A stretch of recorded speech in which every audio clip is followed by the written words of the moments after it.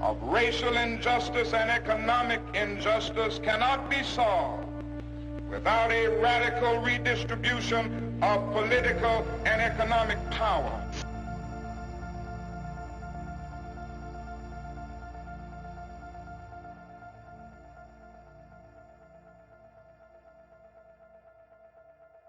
Hey there, travelers. My name's Kai. Welcome to Proudly Radical. Just kicking everything off. We'll see how everything goes here. Stream manager up. Oh, there it goes. All right. Turn that all the way down.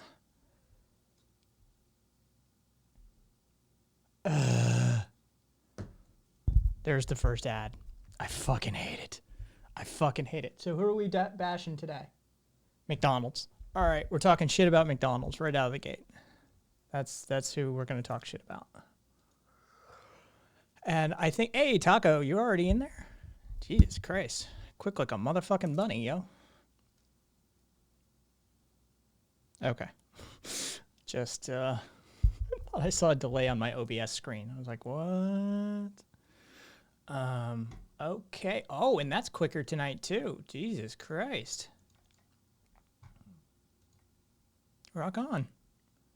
Things are actually moving at a clip. What a concept. All right. There we go. And there we go.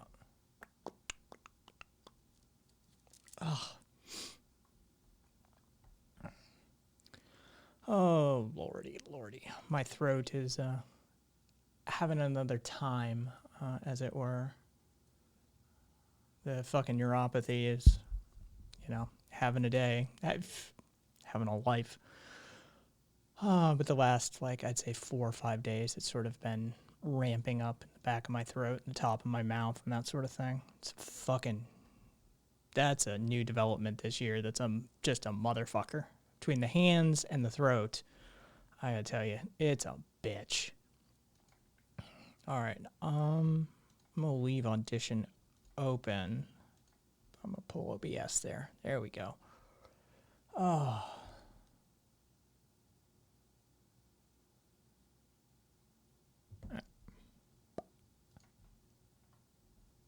Bump.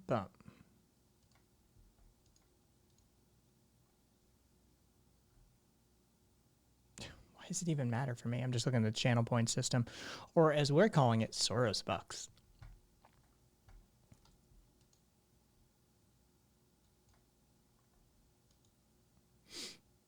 Oh, Lord. All right, so that's where I just... Oh, it was my VU meter. I was like, what was that movement? Saw it out of the corner of my eye. Oh, Lord. All right, let's pull the headlines list. Super hyper sibilant tonight for some reason. That's weird. It's all the fucking same. I mean, really, the headlines from today are exactly what you'd expect them to be, quite frankly.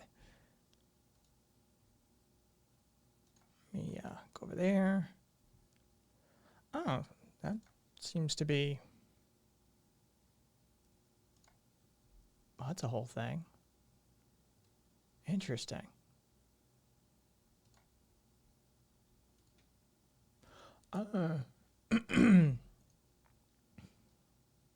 Fascinating. All right, cool. Didn't know that was even a feature, just looking at the stream manager.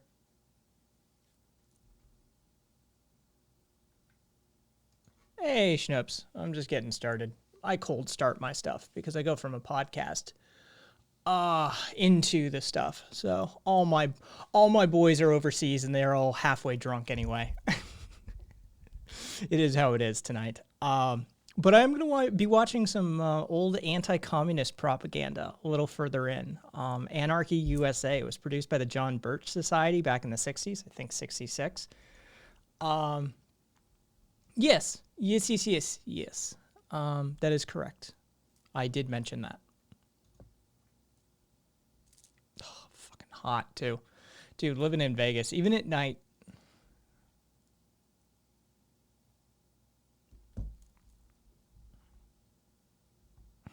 else needs to update?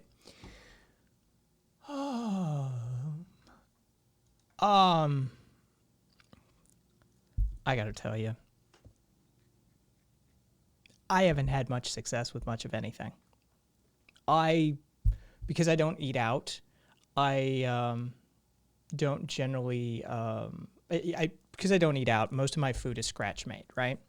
I scratch make everything. So for better part of 2 years, maybe, I had bone broth stocked in the freezer, that sort of thing. Like I made it. And I built an entire aquaponics system in my backyard. So beds and media and fish that fertilizer cycle, that sort of thing. So I had an entire thing of freshly grown aloe, and I could harvest that. I've tried both of them simultaneously, and I got to tell you, I guess some people, yes, but yeah, it didn't work for me. But I mean, I've got a host of fucking issues. It's so fucking cool. Regardless, oh, thank you. Yeah. I'm a project kind of guy, right? That's my thing. I adore projects. I move from project to project to project. And you know, if I didn't, I'd probably fucking off myself. Like it's like that. So yeah, that was that was 5 years ago now, maybe something like that I built the aquaponics bed. Hey taco, the Australia contingent's rolling in. I swear to God, I'm gonna come down to fucking Australia and just like marry one of you fuckers and like move in. Seeing as I seem to be more popular with Australians than Americans. I like you. I like y'all. Yes, it is, Schnoops. And thank you. I mean, you know, thank you for the sympathy and empathy and compassion, one way or the other. But come to Melbourne. You're welcome down here, Kai. Dude, you know, you're on that list of people that I've always found cool. Whenever I was traveling, there was always Aussies somewhere, right? Like, down in the Caribbean, across the States, wherever the fuck I was traveling, you know, you turn around and you hear the accent. And you're like, hey, you guys are everywhere. You know, got that sort of European-inspired traveling thing. We have hipsters and illegalism and trams. The only thing that is sort of a bummer is your lack of weed culture. I gotta tell you, just, you know, I mean, Australians are behind 60% of the world's shit posting. The Russians would like to have a discussion. Yes, Kat, that officially started. And if you'd like to talk shit about whoever's ad you got, mention the brand, and we will talk mad shit about whoever's capitalist bullshit, just to sort of balance it out. Because I got McDonald's on like my side phone just to check when the stream started. And so, I mean, what do we need to say about McDonald's? I auto-tuned them out by now. Well, that's one thing. And yes, I set up the Soros bucks, aka the channel points, today. That was done. You'll notice the icon that I'm using for the Soros bucks. You know, redeem them for thank you. Redeem them for your Antifa Super Soldier serum. Oh, I need to put an entry for that. Like just some random shit. I've also made it so that basically it's impossible to donate bits. Minimum bit count that can be donated is 10,000. And I've disabled all the individual cheer levels for shit. So, and then I actively dissuade people from subscribing and giving money to Amazon and that sort of shit. So, yeah, best I can do at this point. Schnoops, I have, hang on. I have one thing that I've heard from other leaky gut people, that has worked for them. Hang on, give me 1 sec.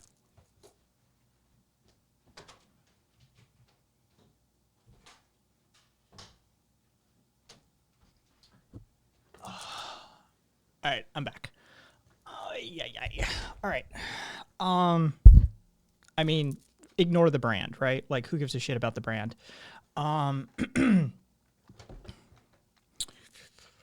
Jesus Christ. The new camera is here. It's a lot darker in this room than you actually think. Okay, so here's the combination. I'll type it in chat for you as well. Okay.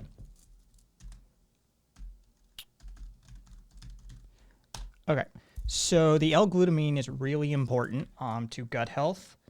And then you want, oh, Jesus Christ. Let me, give me 1 sec too.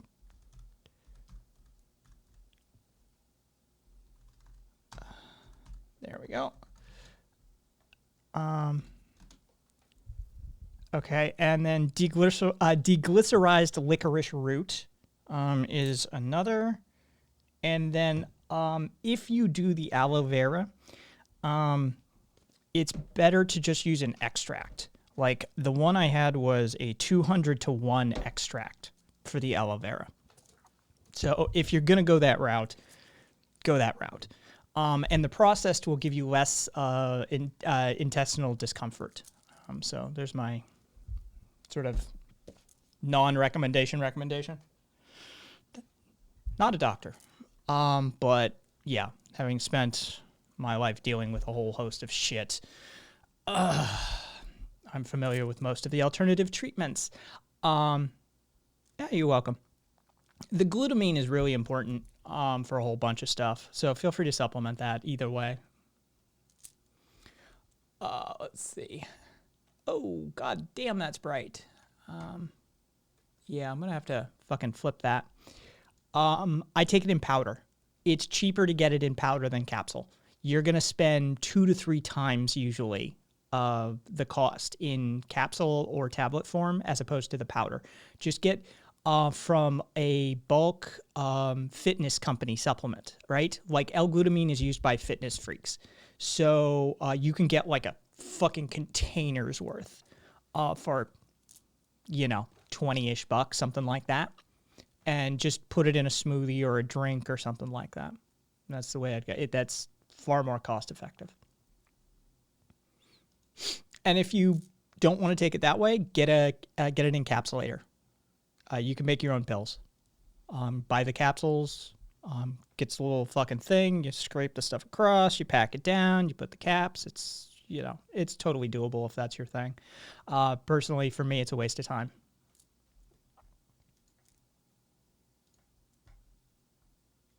That's exactly it. Oof. Man, you guys are paying extra. Holy shit. Hold on. Let me just check something really quickly.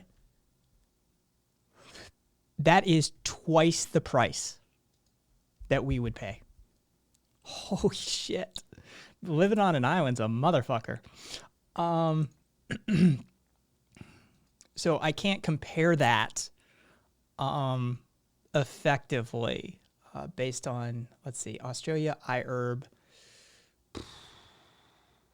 Yeah, that is literally twice the price that what we would pay for it. It's the only benefit of living in the U.S. is our supply lines are fucking intense. We have access to all sorts of stuff at wholesale, shall we say.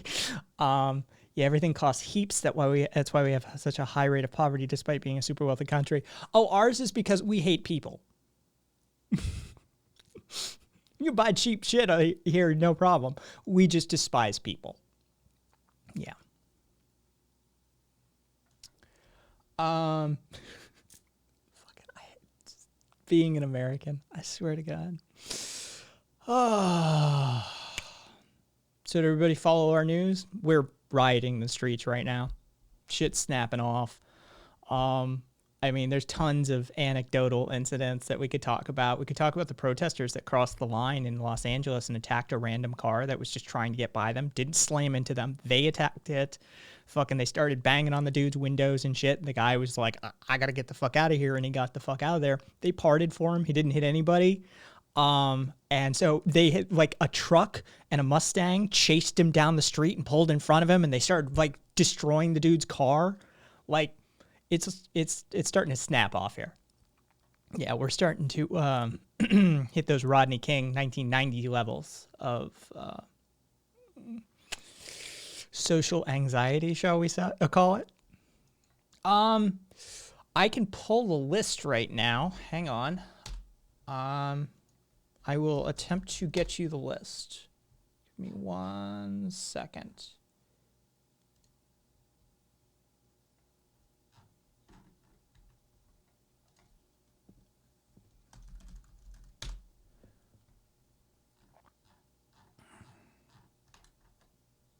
Oh. There we go. Thank you. Yeah, more than just anarchist jurisdictions. Hang on. There's a sort of like a thread that's coming in. I'm going to post the whole thing as this is last updated a few hours ago. So, I mean,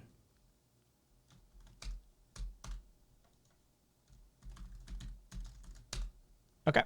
So those are all the confirmed protest / riot locations right now. There's more. Because, you know, not all things can be tracked, and we're not the fucking NSA or the CIA up in this motherfucker. But those are all the locations. Now, I know it's all sort of crammed together, and for non-Americans, it's, you know, some of this shit, you're like, is this what state is this city in? You know, I'm sorry, it's a poorly formatted list. But, yeah, it's kind of snapping off here. We can jump over. Let me see if I can. God damn it! Who uses a white theme? All right. There we go.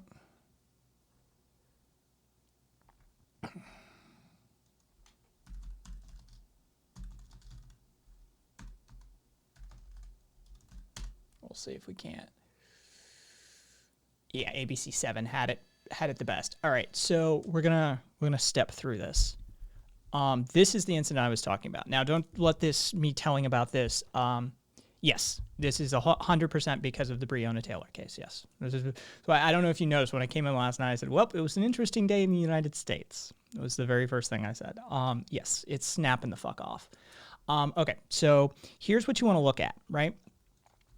So this car is approaching this intersection, which they've intentionally blocked off. Now, bad decision right out of the gate, right? Like, just loop around. But still, right of way, all of that sort of things come into play. And, you know, maybe just get the fuck out of the car's way, right? All right.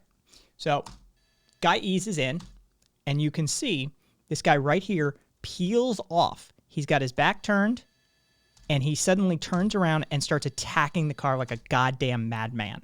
This causes a cascade of people to start attacking. Now, you can see the crowd moved out of the fucking way. Nobody got hit.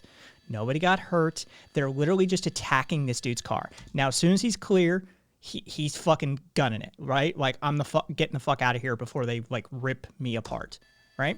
Watch what happens. Truck starts giving chase. All right, so people are just reacting in mob mentality at this point, right? So you think the guy's gotten clear, right? No, he has not. What's about to happen is batshit insane.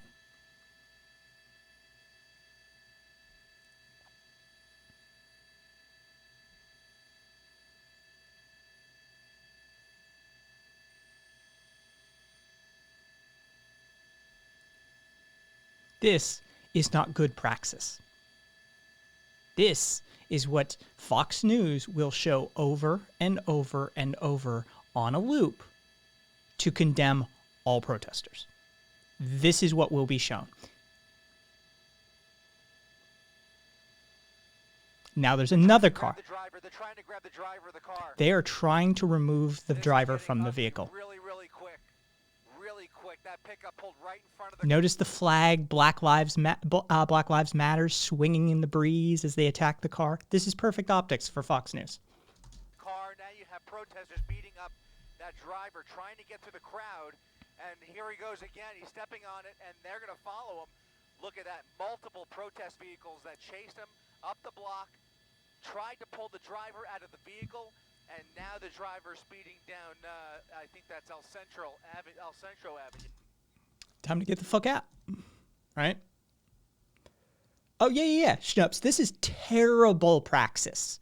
This is terrible praxis, right? This is exactly what will be used as justification for all sorts of hostility and authoritarianism. Your nerves of steel on this, dude. I gotta tell you, they're lucky this was LA, right? If this happened in Texas, if this happened in Florida,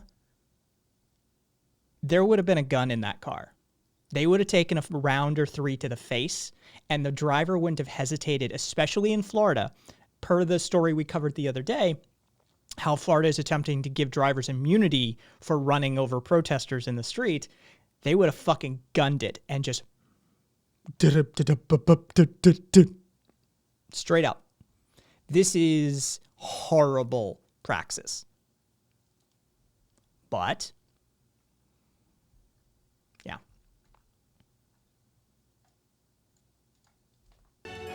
So let's see some of the mainstream. Shut up, talking head. Chopper HD is live over the First Unitarian Church on been arrested property. It's 2 hours past the curfew. 2 hours past the curfew. WLKY's Andrew Chernoff and Shaquille Lord have been following the demonstration. Yeah, Vicky, let me set the scene for you really quick. For more than an hour, actually, police were out here kind of blocking protesters in, as you can see, property. Now, this comes after a time... Mainstream never gets in the fucking heat, right? They never get in the heat. They're like, and a couple hours ago, some shit happened here, and we weren't there for it because, well, we're little bitches.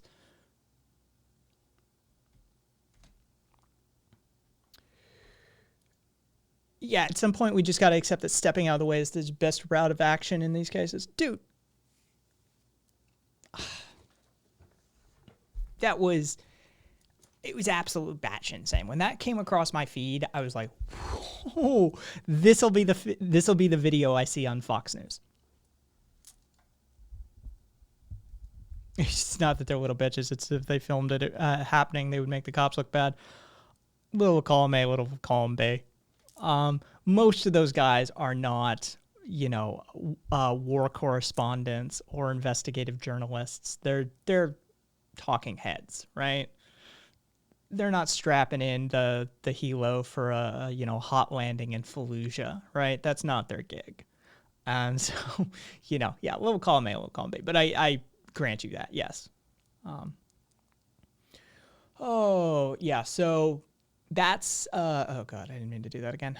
That's what's happening here, basically. There is dozens and dozens of cities and localities that are protesting. And it's if the company cared, they'd pay someone to do it. Schnoops, you haven't been around. We're just getting to know each other. I'm a Las Vegas resident, right? Vegas operates by a different set of rules when it comes to these sorts of things. We don't make headlines. The casinos are a multi-billion-dollar multinational financial interest that has ties to mob, high government, CIA. I mean, this place has a storied history, right? So protesting here is interesting. The first time it snapped off for the George Floyd protests, people tried to march down the Strip. That was ended very quickly. The casinos do not allow people to do that. That's not a thing that they're going to allow. Metro just stepped in and said, no. They shut it right the fuck down. No. They pay all of our taxes. The casinos are this is all Clark County. The Las Vegas, literally I pay no income tax because the casinos pay the state taxes for us. That's literally one of the benefits of living in Nevada is you have no state income tax. We're covered by the casinos. So, we tax them, they pay, and the residents skate on that. So we put up with their bullshit.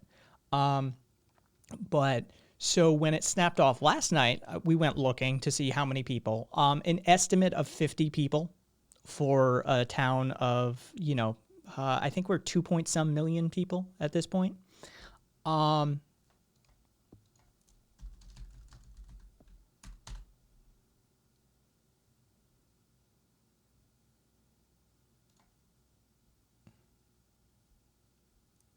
Las Vegas proper is 662,000, but Las Vegas is this itty bitty little fucking circle, right? Most of us are elsewhere. We just live in the valley, right? Like that's the thing. There we go. The urban density environment. Yes, 2.2 million people here.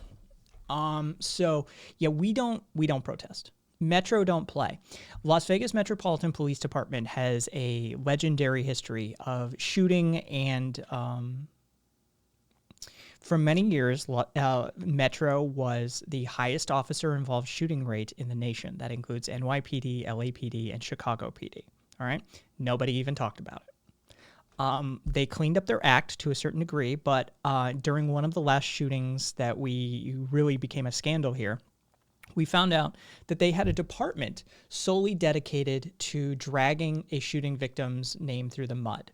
Right? Literally, they had such a need for this that they had a dedicated department to go out and just talk to the media and dig up any dirt they can and literally, defame and libel any person that they shot, up to and including war veterans, right? Like that happened at one of our Costco's, big box warehouse store. It happened at one of our Costco's here. Oh, very cool and normal. Yes, exactly. And they shot a dude. They shot a returning veteran. He wasn't a threat. They shot him like on camera in the Costco parking lot. And, they made all sorts of claims. And a year later, we find out that they've got a dedicated department to this shit, that he was, of course, unarmed and innocent. And, so Metro has a very storied history. One of my favorite stories to tell is about the officer who shot the black veteran who was having a breakdown in his car in an apartment complex. He was just he was having a PTSD moment. He was having a mental health crisis. And the cop that shot him is, and I'm going to say this is like, there's times that I treat it as a reporter. I think certain things need to be said. Right? Certain things need to go on the record for their rawness, for the truthfulness of the incident, right? The officer who shot him, his girlfriend testified that he had stated to her that one of these days I'm just going to shoot a nigger and get a vacation. Guess what? He got 2 years of paid vacation, and then they gave him early retirement for a psychological out. He's now getting a pension from the city, and he got exactly what he wanted. His girlfriend testified to that. Vegas operates under different rules, right? Like that's a thing. We don't make the national headlines usually. It's kept very quiet as to the level of operation in this town. And I mean, during the George Floyd protest, there was a shooting at one of our courthouses. Officer was paralyzed. Police officers gunned a dude down. Nobody heard about it. It's not a thing. You have to kill 50 plus people for Las Vegas shootings to make a headline. It's insane here. It's like living in a whole different sort of perverted, like Hollywood-esque sort of media-constructed reality when you live in Las Vegas. Yeah. So I have a very different perspective on protests and rioting, because if you do that here and it gets out of control, Metro will come down on you harder than you can imagine. Like, you think, oh, LAPD, Chicago, NY. No, Metro will end it, because they're operating as a sort of an enforcement arm of the casinos. Yeah, Vegas is fucking weird.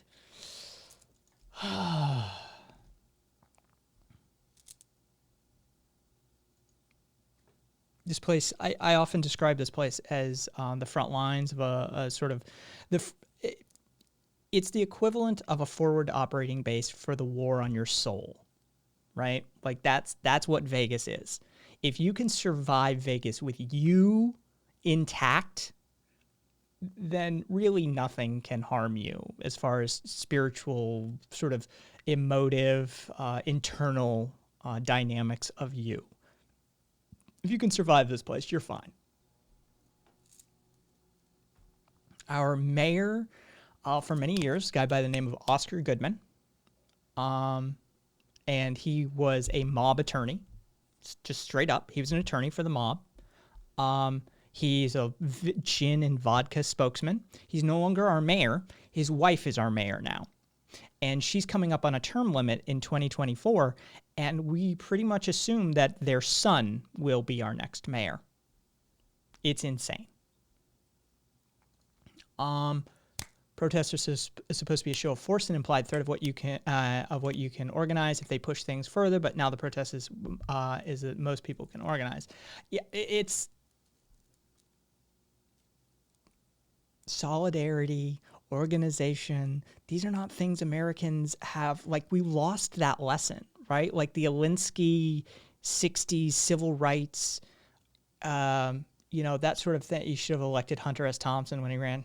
If I were alive then, if I were around for it, he would have gotten my vote. Trust me. Old Hunter. Oh man, I miss that dude. He was a good one. Yeah, it's weird. Sincerely, it is the strangest experience you can have living in Las Vegas, I think. Especially if you do psychedelics. If you do psychedelics and you go the full Hunter S. Thompson route, this place is insane. It's the wackiest place on earth. I miss Hunter. He was a good one. Ooh.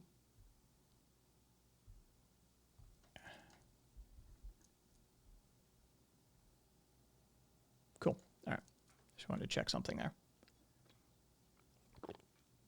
So how much does anybody know about the John Birch Society?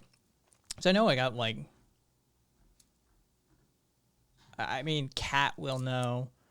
I think Mitre's out getting drunk right now. It's Friday. Yeah, it's Friday after work. I know what Mitre is doing. He is at the fucking pub. No way he did not. Or he's on his way to the pub. But yeah, do you guys actually do you Aussies know about the John Birch Society? Because it's had an impact on your society, whether you know about it or not. I assure you, it has impacted your society. But because that's who produced the documentary.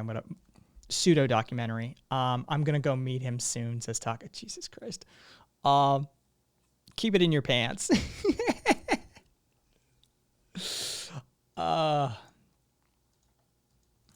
Fucking drunk Aussies. You guys have a drinking culture. It's not something I'm familiar with. Okay. The John Birch Society was started by a candy maker by the name of Welch, right? He basically was reacting to the political movements of the day.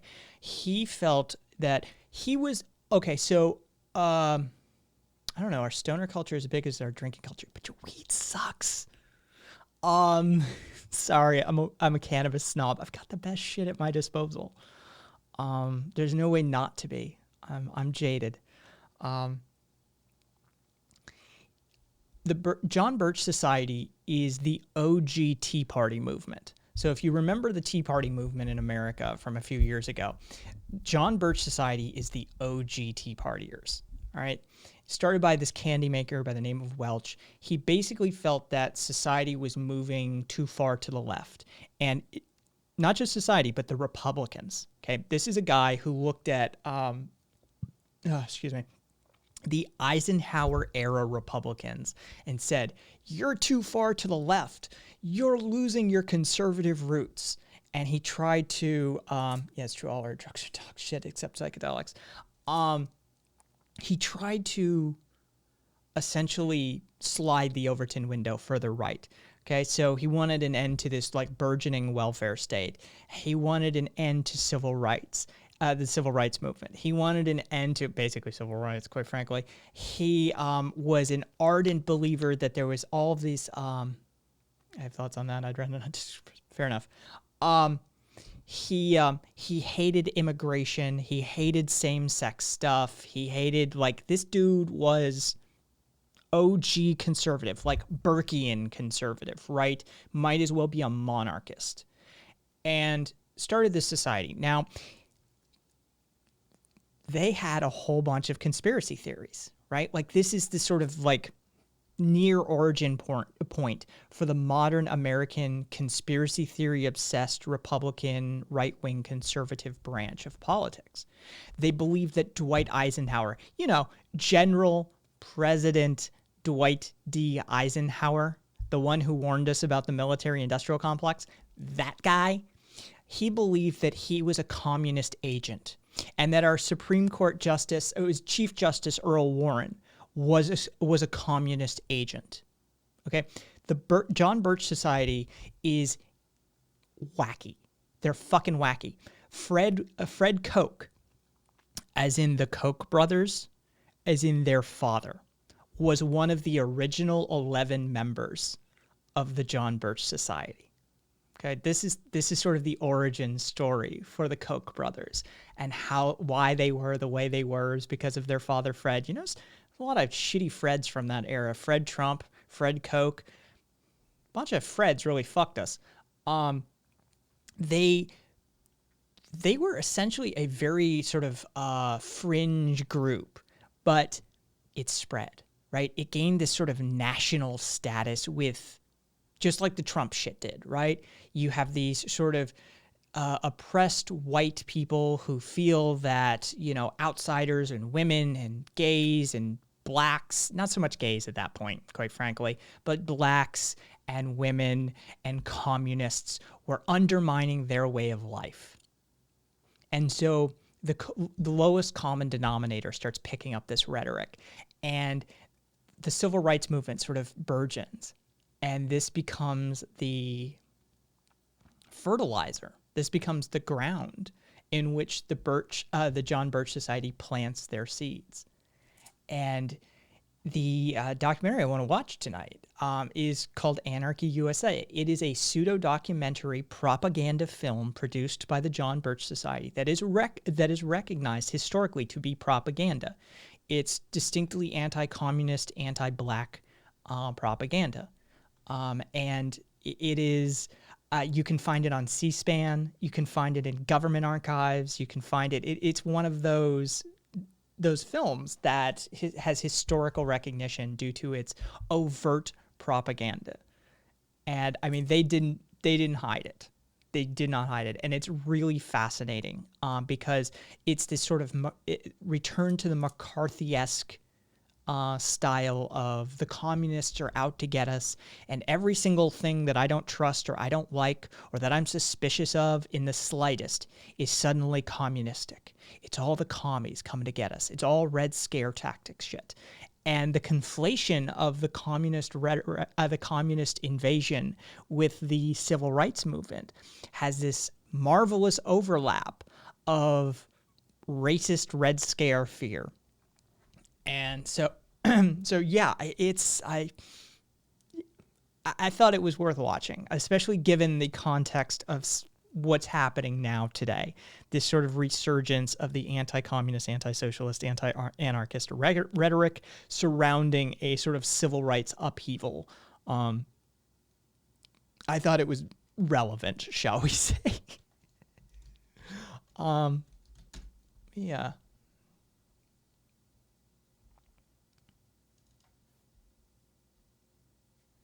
So let's start. Let's just start it. Listen, see, we the Negro people down here have gotten. I've seen the effect of that in Americans today, where they equate BLM with communism. Yeah, it's a thing. It's really, really, really, really a thing. Completely fed up, and you know what they're gonna do tonight? They don't care. They not. I don't like this thing's volume level. Tell you what, give me, with my connection, this should go pretty quickly.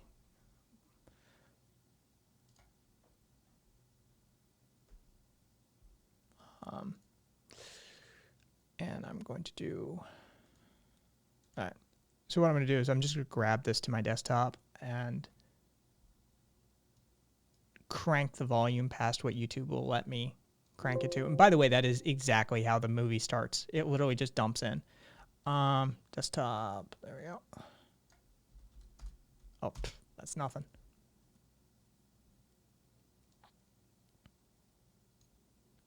And I mean around these parts. See, you don't... Schnoops, you keep your hands pretty clean, I've noticed. Like, you won't mire in the muck. Like, around these parts, when we're, when a few of us are in a mood, we're more than happy to mire in the muck and get into an argument with a, fucking racist conservative nut job. And it is common praxis, for me at least. The first words out of my mouth are usually define communism. Define socialism, define anarchism, because none of these fuckers ever know what these words mean. So, yeah, that's my go-to. Because, yeah, we see that all the time here. All right. There we go. Now, let me put that up there, and let me add it to OBS really quickly. Window capture. VLC. Perfect. And then, goes there. There we go. Now I can really... Listen, see, we the Negro people down here have gotten completely fed up. And you know what they're gonna do tonight? They don't care. They not gonna fight down here no more. You know what they gonna... Interesting. It's not capturing the video. Capture method. Hang on. There we go. They after the white people. Now they after the white people. They gonna congregate. They gonna caravan out in Inglewood, Playa del Rey, and everywhere else the white man's supposed to stay. They gonna do the white man in tonight, and I'm gonna wait. No.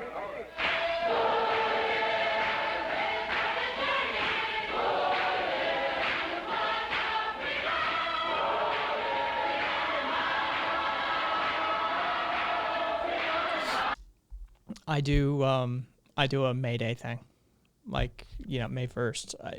I've got the May Day episode. I'll do the Haymarket Affair, like the Haymarket Massacre, telling probably every year that I'm doing this for the rest of however long I end up doing it.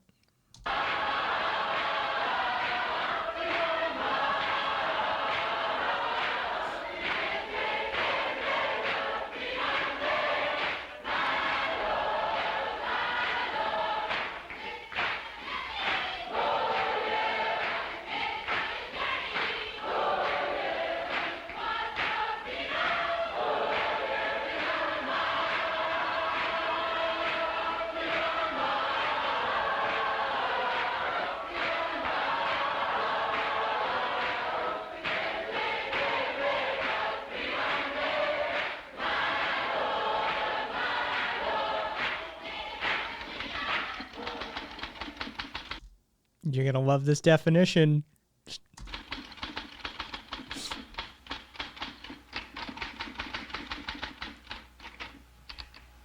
Anarchy, the breakdown of law and order, a chaotic reign of terror, mob rule and rioting, the collapse of government authority. These phrases ring strange in the ears of Americans, and for good reason. Through the years, America has stood as the world symbol for law and order. Our government is responsive to the will of the people. Our courts and legislatures provide the mechanics for a peaceful redress of grievances. And the policeman on the corner has traditionally been looked upon as a friend, not as the instrument of a tyrant. Anarchy, well, that was something we read about in our newspapers that was always happening in other countries. Perhaps the people in other countries had just reasons to riot against their governments. After all, many of the nations of the world are dictatorships in one form or another. What business was it of ours, anyway? Newsworthy, perhaps, but it could never happen here. Right? Like, this is right out of the gate. Right out of the gate. misinformation, disinformation, isolationism, racism, faced with no Italian American individuals.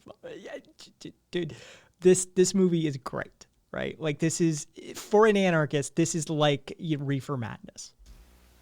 Then, in the summer of 1964, widespread rioting and looting suddenly broke out in Harlem, in Rochester, in Newark, in Jersey City, in Philadelphia, Cleveland, and Chicago, all within a few days of each other.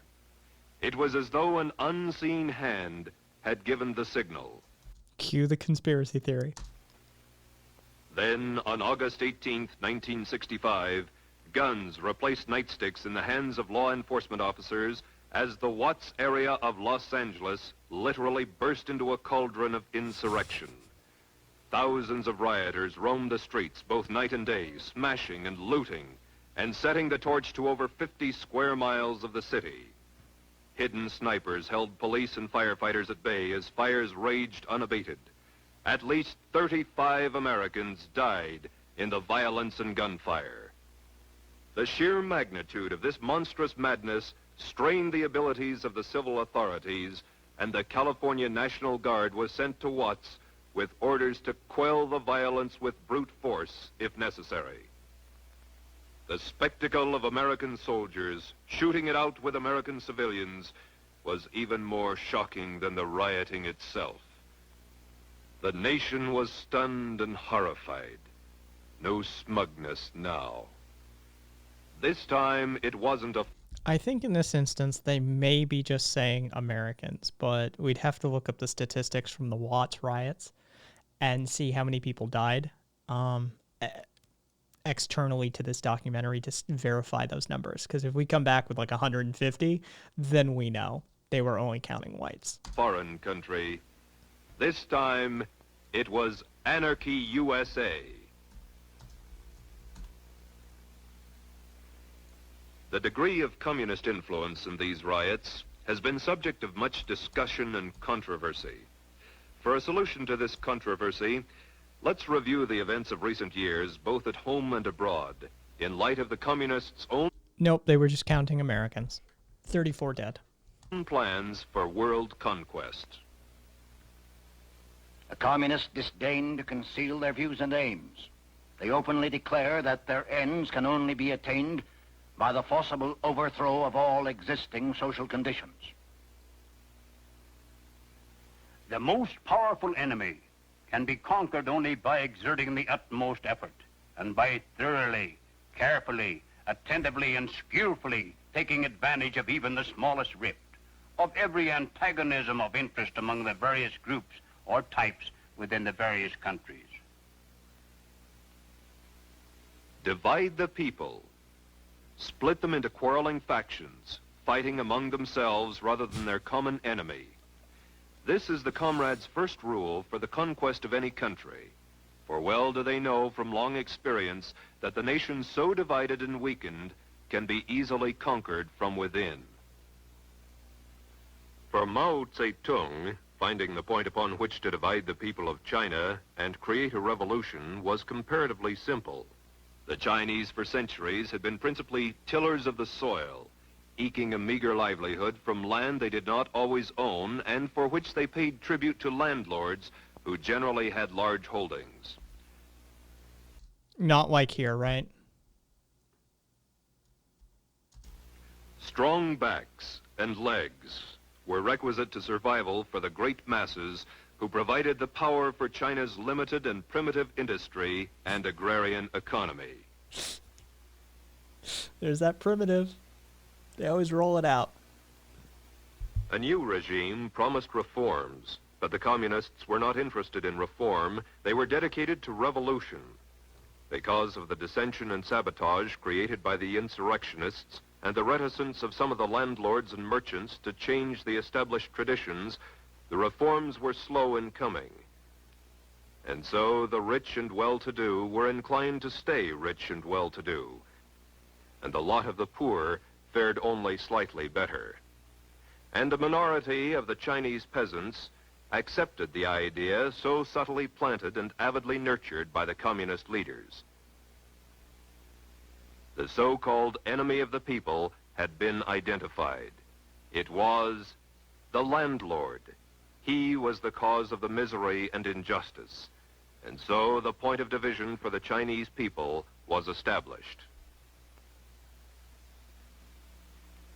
In Cuba, a land accustomed to crisis in government and the decrees of dictators, Fulgencio Batista headed a regime that was the least tyrannical Cuba had known for several decades. Rising levels of education, culture, industry, and commerce were enabling the people to enjoy the highest standards of living in all Latin and South America. Corruption in government there was, but no more than was to be found in many cities in the United States.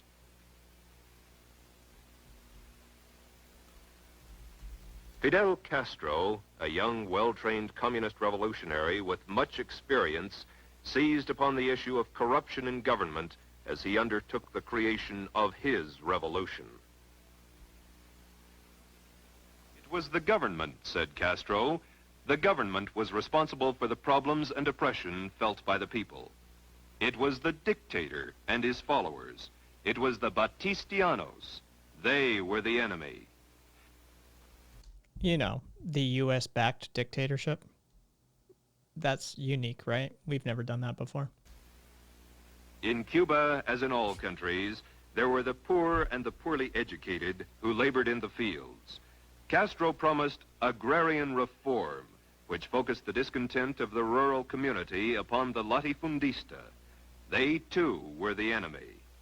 And so the communists, experts at fomenting discontent, began to split the population into quarreling factions, setting Cuban against Cuban. Algeria is a creation of the French. Before the French came to the land now known as Algeria, it was nothing more than a conglomerate of warring tribes.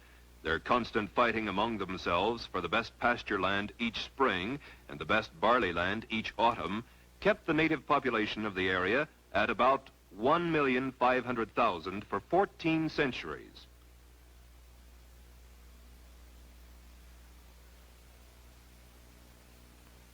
Today, after little more than 100 years of French rule, the population of Algeria stands at about 9 million.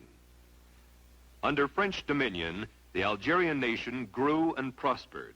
The two cultures of Islam and Christianity were working together to create a good life. In the early 1930s, the dissident voice of the communist was heard among the people. At first it whispered, "The Algerian nation is not France." See, y'all? Imperialism works. France managed to increase the population of a region because, yay, literally they just conflate ideas that are completely disconnected from one another. We brought industry and we managed to bring in an era where you could increase your population to almost 9 million. Clearly imperialism worked. If you primitive backwater idiots had only subserved yourselves to our mighty boot earlier on. Jesus Cannot Christ. be France. Hey, and does Christian, not wish thank you. to be France. Thanks for the follow. Independence is the natural right of all peoples. As the seeds of disunity began to germinate, the dissident voice was heard more loudly to proclaim, "Islam is my religion. Arabic is my language. Algeria is my fatherland." And so, too, in Algeria, were the issues that were to divide the people clearly defined. It was to be Muslim against Christian, Arab against European, Algeria against France. The enemy was personified as the Colon.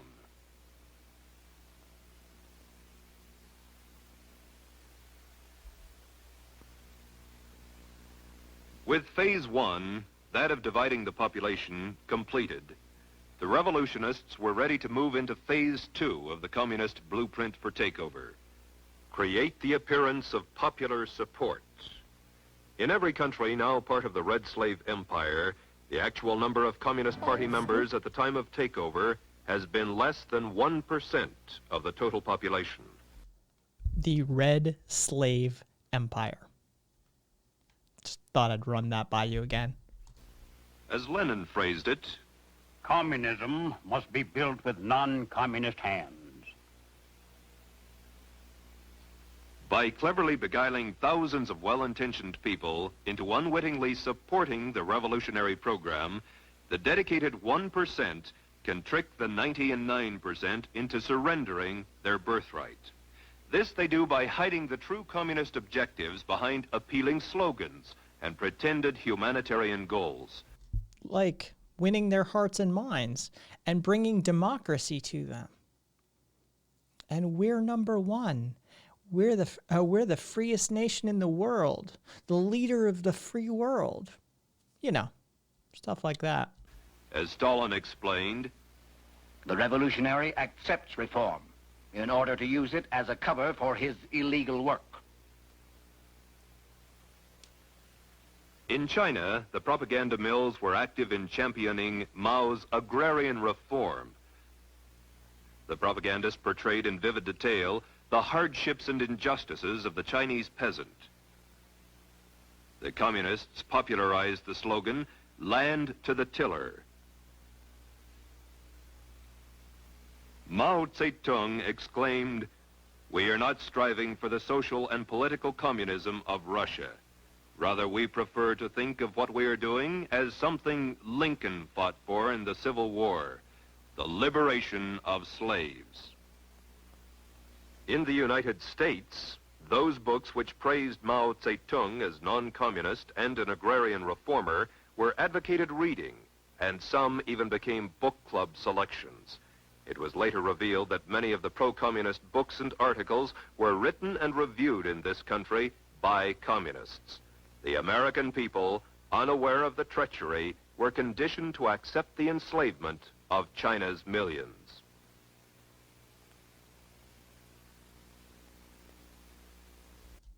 Can we, We're I mean, that headline. To accept the enslavement of China's millions.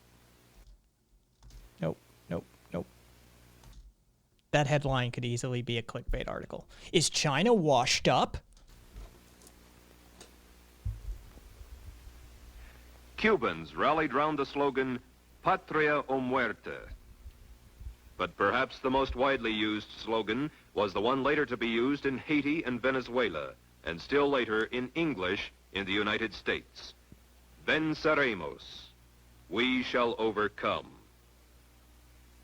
Early in the revolution, Fidel Castro sought to reassure the people of the true nature of the uprising. "I have said very clearly that we are not communists. Our revolution is a humanistic one." The press of the world sang praises of Fidel Castro. Many eulogized him as the savior of Cuba. In the United States, Castro was referred to as the Robin Hood of the Sierra Maestra, that he pursued the same policy of taking from the rich and giving to the poor. The nation's press was quick to report, "This is not a communist revolution in any sense of the word, and there are no communists in position of control. The only power worth considering in Cuba is in the hands of Premier Castro, who is not only not communist, but decidedly anti-communist." And so the Cubans and the Americans and the rest of the world were reassured that there was no infidel in Fidel. In Algeria, more land was owned by Muslims than was owned by the Europeans. Yet the propagandists claimed that the poor Muslims were being oppressed by the wealthy European landowners. The call was for Muslim unity. It was oppression, colonial oppression, the Muslims were to fight. It was to be a holy war in God's cause. Sound familiar? The insurrectionists declared that Algerians were an oppressed people living under a tyrannical colonial government, and therefore their revolt was a war of liberation. Since all Algerians held full French citizenship, both Muslim and Christian majorities regarded the idea of liberation as ridiculous. Ahmed Ben Bella, leader of the revolutionists, and 4 companions were arrested by the French and confined as political prisoners. Ben Bella later escaped to Cairo, where he and others set about the task of convincing France, the world, and the Algerians that Algeria needed to be liberated. Then started a systematic reign of terror designed to intimidate the Muslims into going along with the liberation movement. This book was published by the French army in an attempt to alert the free peoples of the world as to the true methods employed by the communist-led insurrectionists. The atrocities shown here were perpetrated upon the Muslims by Ben Bella's rebels parading under the banner of the National Liberation Front, or FLN.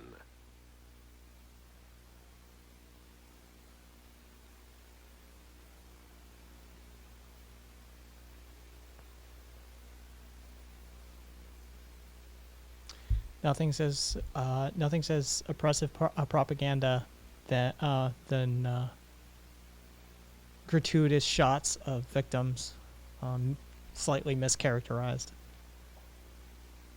Under this merciless scourge in the name of freedom.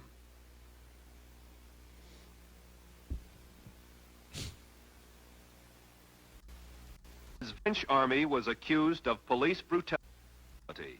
The godless revolutionaries were depicted as liberators. The insurrection was described as a popular and spontaneous uprising of the people. The godless revolutionaries. So effective was the programming of this big lie that some of the world's leading citizens were led to give aid and comfort to the enemy that plans to conquer the world. I am today introducing a resolution which I believe outlines the best hopes for peace and settlement in Algeria. It urges in brief that the President and the Secretary of State be strongly encouraged to place the influence of the United States behind efforts either through the North Atlantic Treaty Organization or through the good offices of the Prime Minister of Tunisia, Sultan of Morocco, to establish the basis for a settlement of an independent personality of Algeria, interdependent with France and the neighboring nations. I believe this to be of vital importance to us. This photo was taken October 15th, 1962 in Washington, D.C. and carried the following caption: Premier Ahmed Ben Bella of Algeria and President Kennedy stand as Ben Bella receives full military honors shortly after his arrival today for talks with the chief executive. Ben Bella is expected to thank Kennedy for having called for Algerian independence as far back as 1957. After receiving full military honors at the White House, Ben Bella visited fellow revolutionary Fidel Castro before returning to Algeria. In April of 1964, Americans read in their newspaper, "Far more important facts are that Premier Ben Bella, though very much a dictator, is not a communist." 1 month later, in May of 1964, Ben Bella was awarded the Lenin Peace Prize in Moscow. 2 months later, in July 1964, Communist Ben Bella declared, "We solemnly reply here that our socialism stems from Islam. We repeat before world opinion that we are not communists." After the communists have found some issue or point of difference upon which they can divide the people, get them fighting among themselves rather than their common enemy, the next step is to create the appearance of popular support for the communists' war of national liberation. They have been devastatingly successful thus far. Yet in one country after another, there have been alert, informed individuals who saw the signs, recognized the patterns of conquest, and raised their voices to warn the people. Against just such a contingency, the communists developed the third phase of their blueprint for world domination: neutralize the opposition. We can and must write in a language which sows among the masses hate, revulsion, and scorn toward those who disagree with us. A communist... The Lenin voice actor is fucking brilliant, right? Like, who the fuck was that voice actor? Party directive issued in 1943 reads, Members and front organizations must continually embarrass, discredit, and degrade our critics. When obstructionists become too irritating, label them as fascist or Nazi or anti-Semitic. Constantly associate those who oppose us with those names which already have a bad smell. The association will, after enough repetition, become fact in the public mind. Yes, but it's not lighting that I presently I have, and it's kind of difficult to get. So I legitimately recommend an Elgato key light. They're $200 per light. But they can be digitally controlled. They've got variances on the Kelvin scale as well as the luminance scale. So you can increase and decrease how bright they are. You can change the color temperature. And you can do that from something like a Stream Deck. So they are often out of stock during the COVID era. And Elgato, E-L-G-A-T-O, they're owned by Corsair, parts manufacturing company. So they're $200 for us. So I don't know what it would cost in Aussie bucks. But I mean, not cheap, right? That's my next upgrade. I want a key light or two.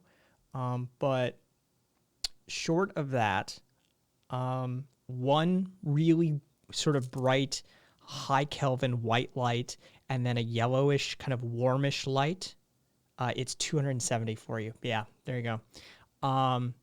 Sort of playing off each other can give you a good mix. Lighting is a bitch. It really is. Lighting is a motherfucker.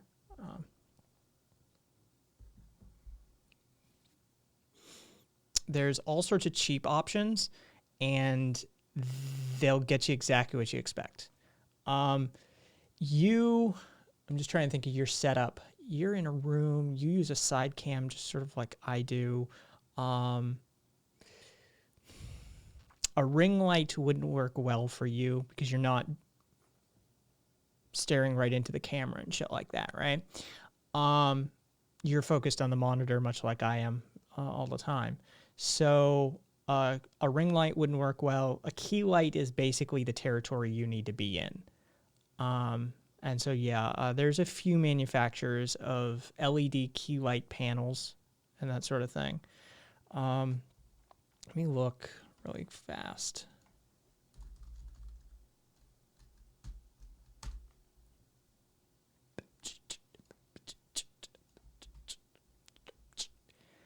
I mean, Neewer, Neewer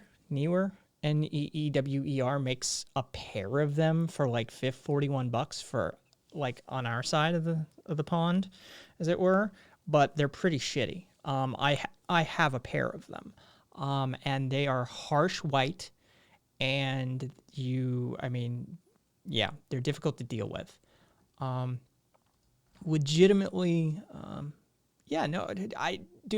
this is one of the things I quite enjoy doing for people, quite frankly. I like helping them with, tech upgrades and that sort of thing. Because I have a decent kit. Like, my backdrop is nothing. It's just my room. But what's in front of me, I've put some effort into. So, yeah, I'm more than happy to. Let me look at some of my DSLR links. Something like Roleno. Here, let me send you, God help us, it's an Amazon link.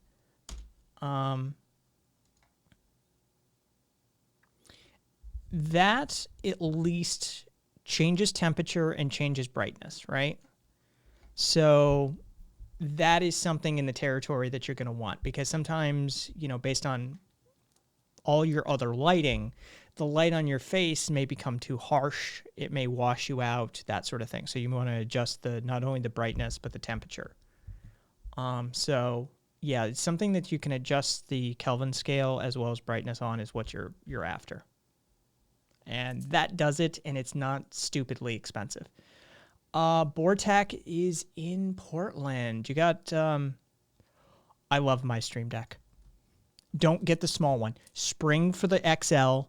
Just spring for the XL and don't look back. I love my Stream Deck. It's useful for other things than just streaming. It can do a lot of stuff on your system. Yes, perfect. I was hoping you would kick that down. All right.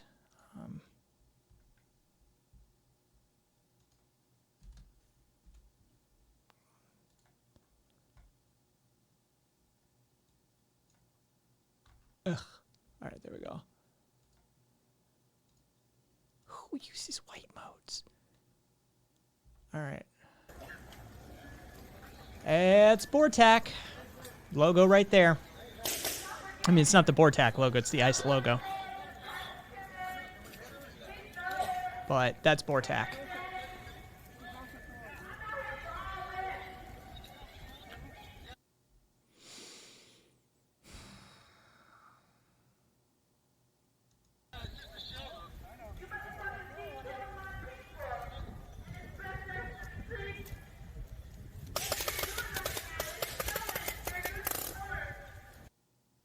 Holy shit. It's $348 for you? Oh my God. Let me just check mine.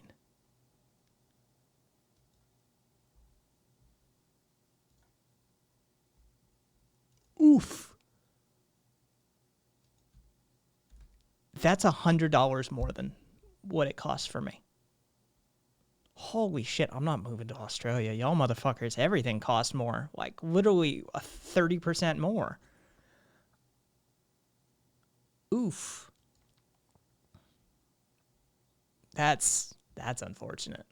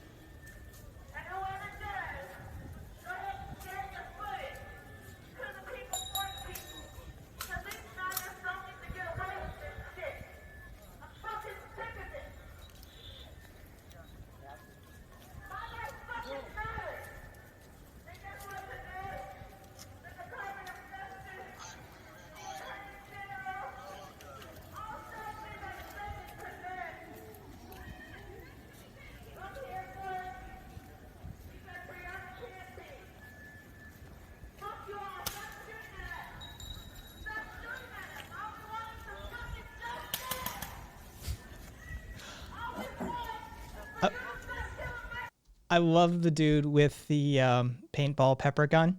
All right, so that is literally a paintball gun, and it literally has capsaicin loaded paintballs in it. Right, it's off the shelf. I can, without my stepfather, I can buy one of those. It's no big deal. I love the trigger happy. Right, I mean you hear it. Dude's just unloading. Like he's like, fuck it, I got rounds.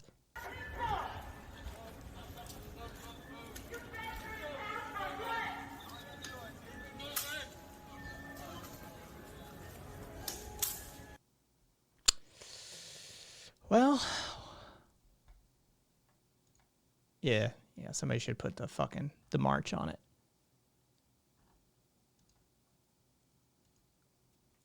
Ooh, that one looked good, actually.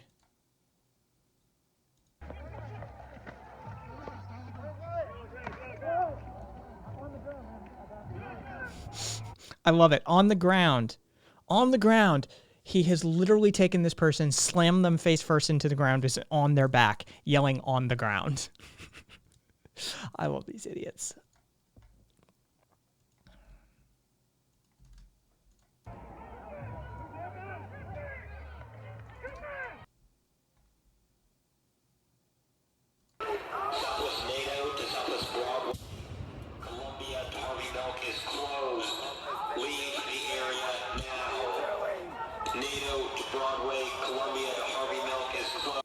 Okay, so I'm having like PTSD flashbacks here, right? I'm seeing encampments, and I'm seeing like camped out protesters, and I'm seeing tear gas, and I'm seeing police coming in and cleaning out the camp. I'm having like PTSD goosebump flashbacks to Occupy at this point. Like yeah. Been there, seen that.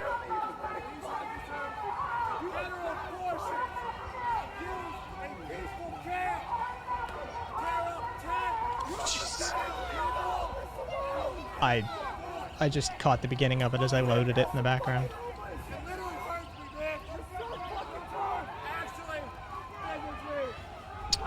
$269 for the 15 key. Jesus Christ. That's more than I paid for the XL.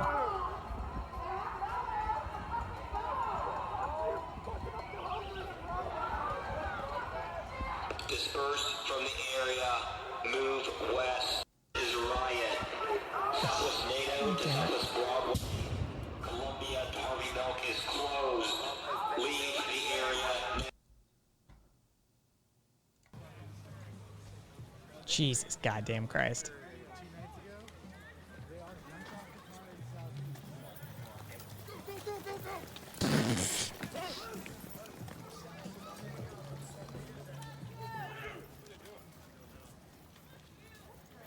Fuck you. Trip him.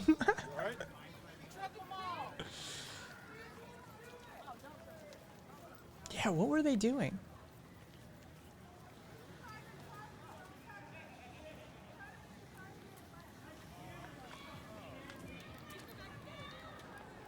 Yes, please, catch up.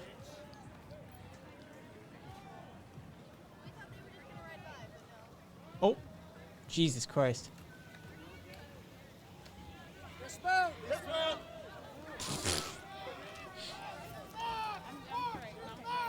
Stay away from the officers.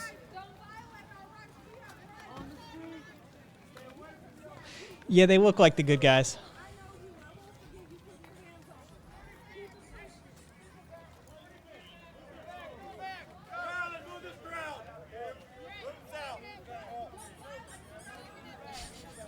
Squeaky toy.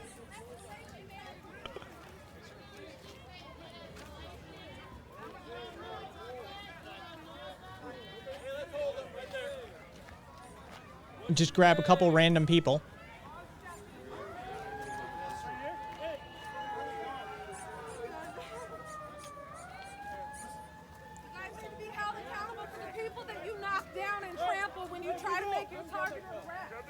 You're injuring people and you're using unnecessary force against people who you don't have probable cause to touch or use force on.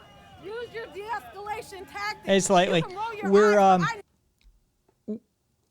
We'll get back to it eventually. We're watching a anti-communist propaganda film from the 60s by the John Birch Society, but right now Kat's streaming in a whole bunch of like he's linking a whole bunch of videos from around the country, as it were, for fascist bullshit. It's up slightly. Know the law, okay? And you're in my community. This is my fucking community right here. I work here. I live here. I serve this community. I'm a public servant like you. I don't abuse my power. I don't violate my students and families. I'm out here serving them because you guys don't know how to conduct yourselves. It cuts off right there.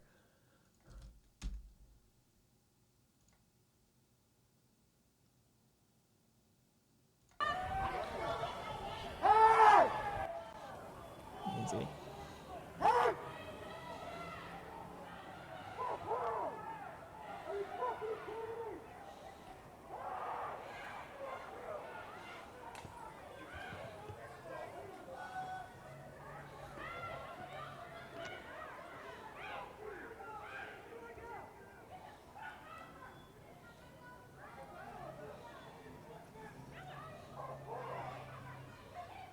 Country in turmoil, country in turmoil. May you live in interesting times.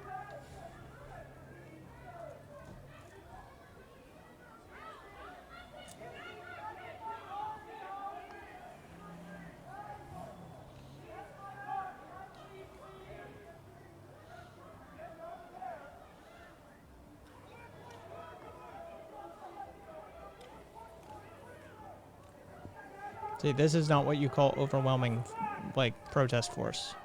That's not enough people. Anybody seen the photos from Belarus? That is how you show a government you're sick and tired of some shit. Stay there! We'll be back! Stay there!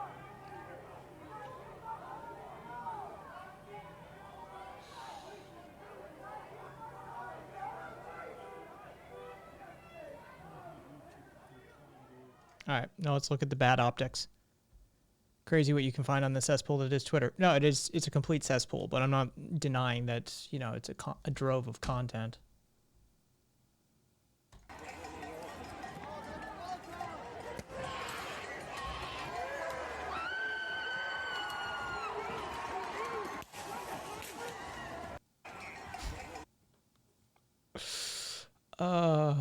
I can't discuss that on air.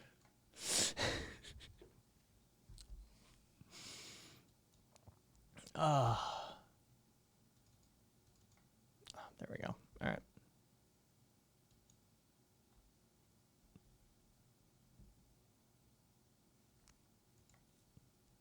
Oh, I got a whole bunch of critiques.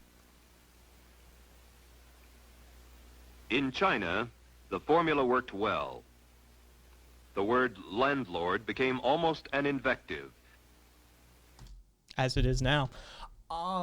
Slightly, what's up in your part of the world? You're like mid-country, right? How's your locale doing? West Coast. Oh, I thought you were... Why do I think you were... Yeah, I don't know why the fuck I thought you were mid-country then. My bad. Either way, what's San Diego look like? West Coast is fucking snapping off. Is San Diego hitting the streets? Were they in the list earlier?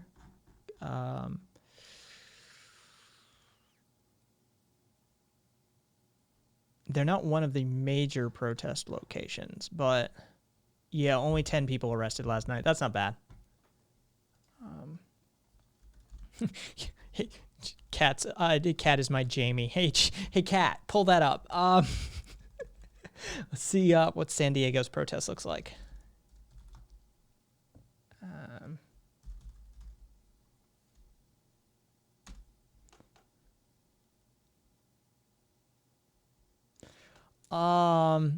I'm more pissed off that they're going to take my gas vehicle away in 2035. Who cares? By that point, it won't matter. But I feel you nonetheless. I feel you. This is heresy.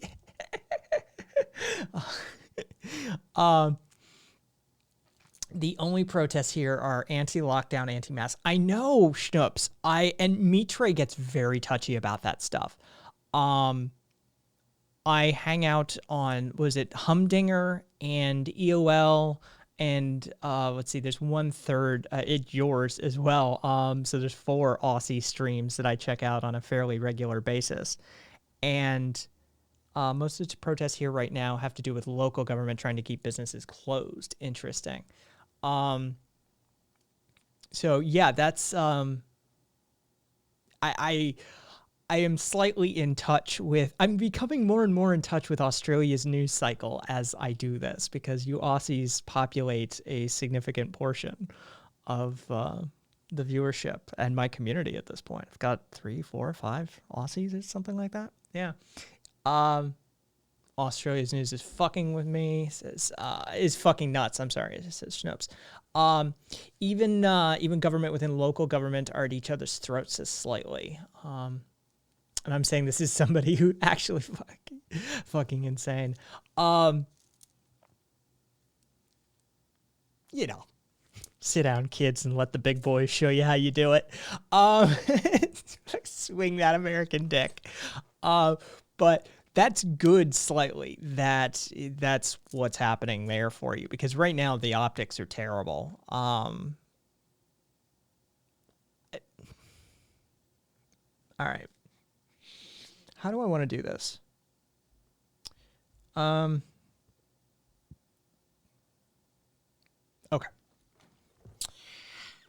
Direct action is not only necessary, it's morally correct. It's the ethical thing to do. Direct action is the only option you have left, basically. You've seen what happens, right? But the problem is that in a 24/7 controlled media cycle, I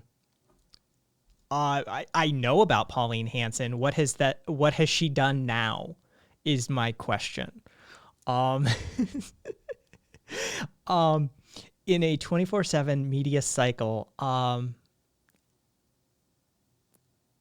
you have to be so aware of optics, and you have to be aware of like what happened in the 1980s in the 1880s with the Haymarket affair. Let's go back to the beginning of the chat, right?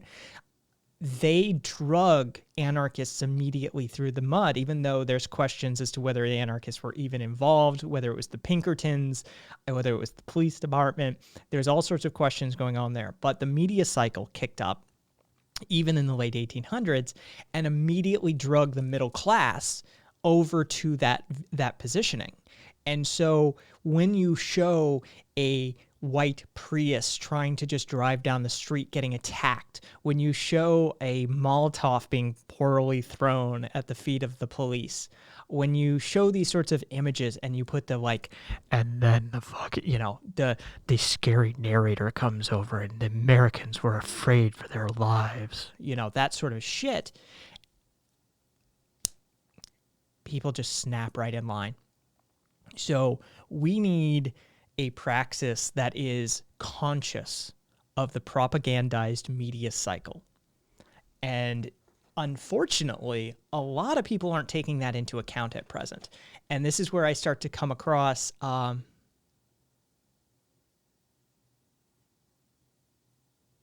don't even know. Apropos of nothing. I love it when people just fucking walk in and just apropos of nothing. That's always my favorite. Like, hi, I'm here. I'm just going to say some shit that has nothing to do with what you were just saying. But okay, cool. That has to be taken into account. And unfortunately, it isn't. And that is my greatest critique. Is unfortunately there's not enough sort of like an Alinsky level understanding of leftist praxis, where you turn the machine against itself rather than attack it directly. Because the attacking it directly makes for a perfect Tucker Carlson news clip, right? It's going to be played on a cycle over and over with him and some sort of outraged talking head and some sort of soft representation of the pseudo-left, probably to be a neoliberal. And they're just going to play that clip over and over and over. And they're going to talk to some middle class, lower middle class individual I just want to go to work and I want to get my Danish at the coffee shop and they destroyed the coffee shop. They're going to make an emotional appeal and it's going to work. Slightly. They taught people, if you have your own media in America, where you understand this. You're Australian. For fuck's sake, you're the home of Murdoch. You get this. I don't need to clarify shit for you. They taught people in society the last couple of decades to obey, follow like sheep, and not to think on their own. So there's not chance of a governmental change here. I mean, the Gen Z is where some hope lies. They're really freaked out about climate change. And so that may be the spark for them. And so we'll see.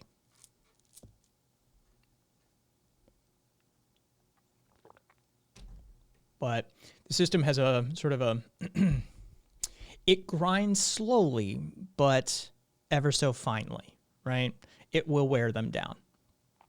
Mitre. You hanging out with Taco yet? I know you guys were supposed to meet at a pub or some shit like that.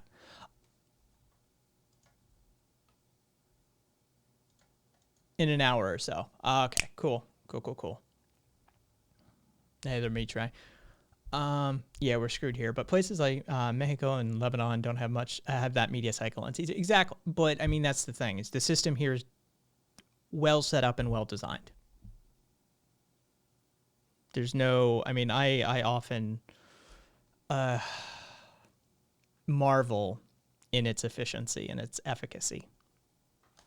It's very well put together.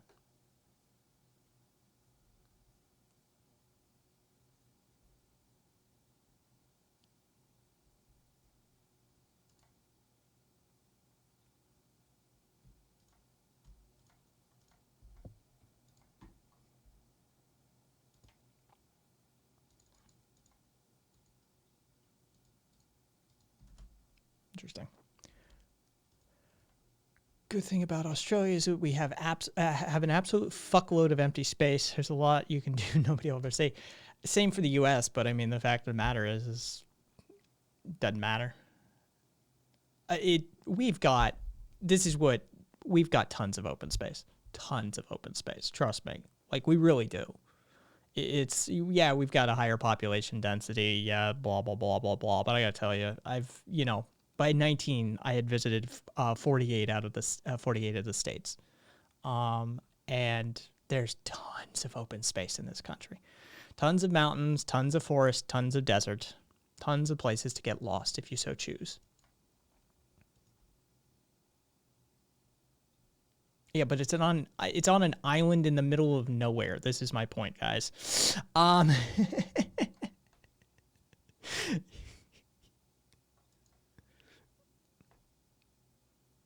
Depends what part of the country. I mean, we do have a place called Death Valley, for fuck's sake.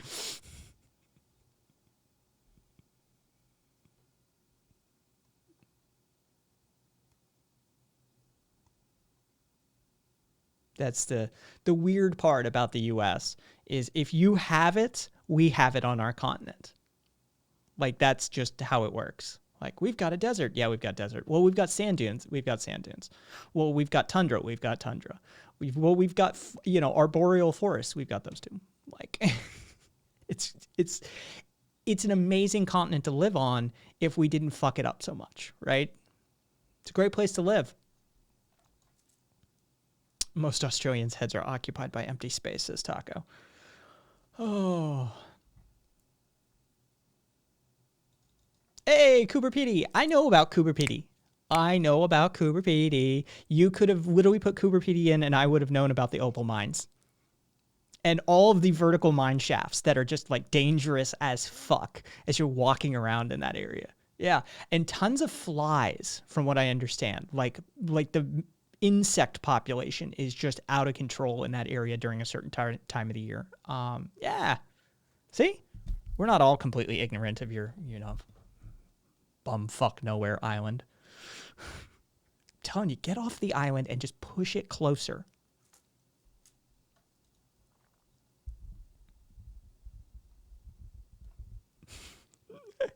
It looks so cool. I want to set up a little commune fortress there and go Mad Max. It looks so fun.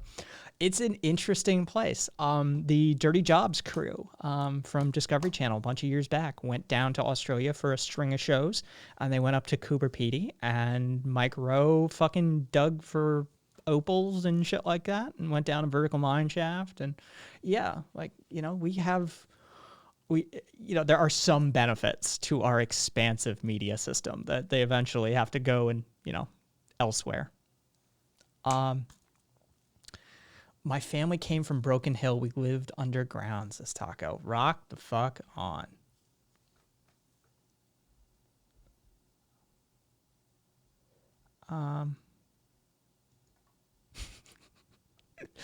Look at it, fucking edge runner. You're stealing my terms. It's okay. It's Terrence McKenna's term. And he is. I can vouch for him. But if he ever does anything that gets him kicked out, I didn't vouch for him. His heart's in the right place, but he is not politically correct, and I love him for it. Sometimes we just have to remind him. That's all.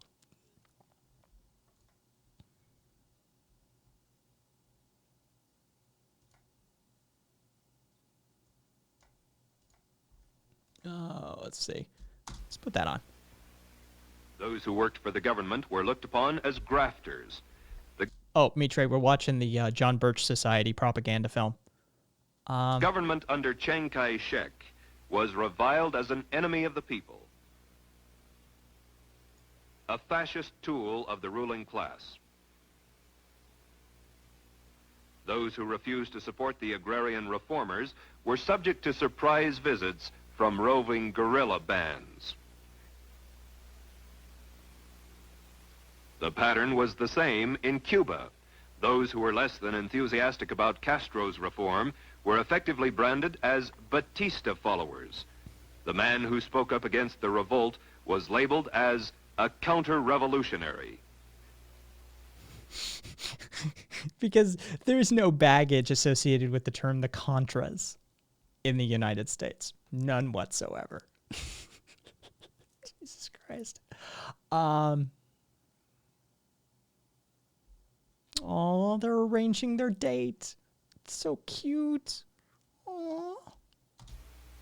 Algerians who saw through the fraud and endeavored to warn the nation or their... And I don't know who you're asking that of. If it's to me, then no, it is not. Then no, I have not. Schnoops. But I don't know if you're asking that of me.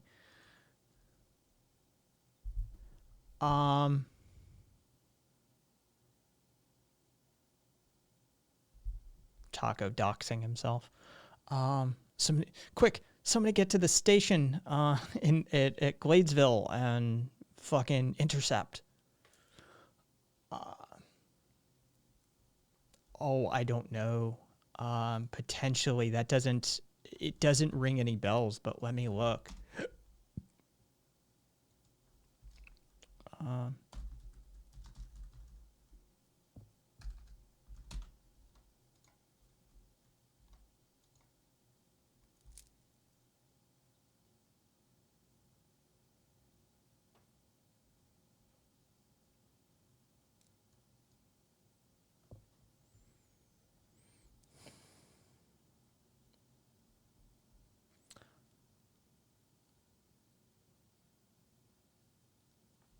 I've got a CNN pundit, not a senator, who's, I'm sorry, the Latin X is just the most awkward form of that. Can't we just go with Latin? Or is that still the masculine form? Either way, let's just avoid the term. Yeah, that one bothers me. It's not an anti-political correctness. It's just a flow of language issue. Like Latino just flows. Latin X. I hate it. It just from a poetry point of view. As E, like Latin? Latine?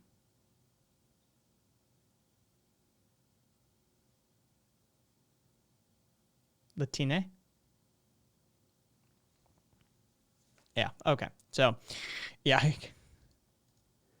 Yeah, thank you for considering okay, so it's supposed to potentially be Latine. I can live with Latine if that's the actual pronunciation. Either way, I have a Latine Contra supporting CNN pundit. I don't have a senator. So maybe you're thinking of Ana Navarro. If that name rings the bells, I don't know. But yeah, just based off of cursory searching, I don't see anything about one of our present senators who has a Contra-linked father who fits that description. But I do have a CNN pundit. So I don't know. Sorry. Latine. Is it okay? So I gotta look this up. Oh, we know why it exists. Don't get us wrong, Schnoops. This is literally just like linguists arguing at this point. It's a librarian and a teacher and somebody who is fond of language and the poetic nature of the spoken word. So yeah, that's our issue with it, really is. Okay, so hang on. I just want to check this. Latinx.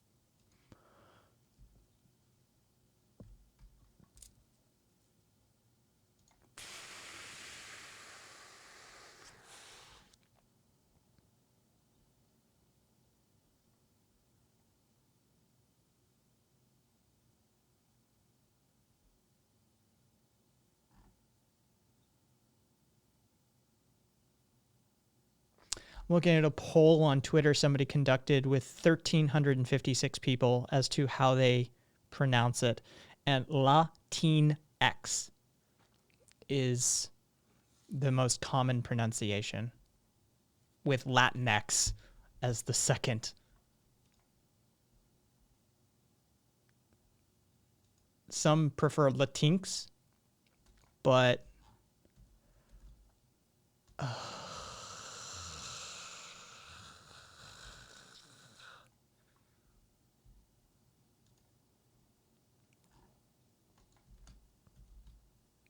look, be as inclusive as you want.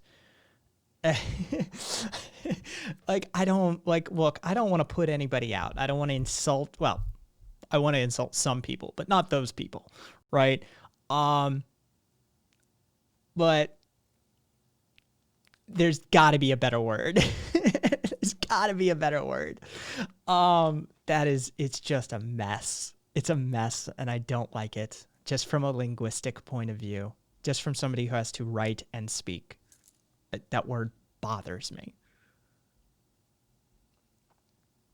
I like your pronunciation of it. I could live with your pronunciation of it, but it seems that that is not the accepted common pronunciation.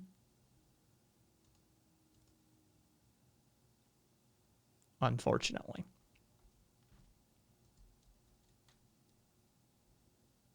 Neighbors were vilified as extremists, colonialists, racists, fascists. Torture, death, and the fear of torture and death, people. The next step in the communist strategy is the most easily recognized, for it consists of the tactic of getting masses into motion, and thus precipitating mob violence. Master psychologists that they are, the communists know that once the masses are in the streets, it's not too difficult to convert an orderly demonstration into a full-scale riot.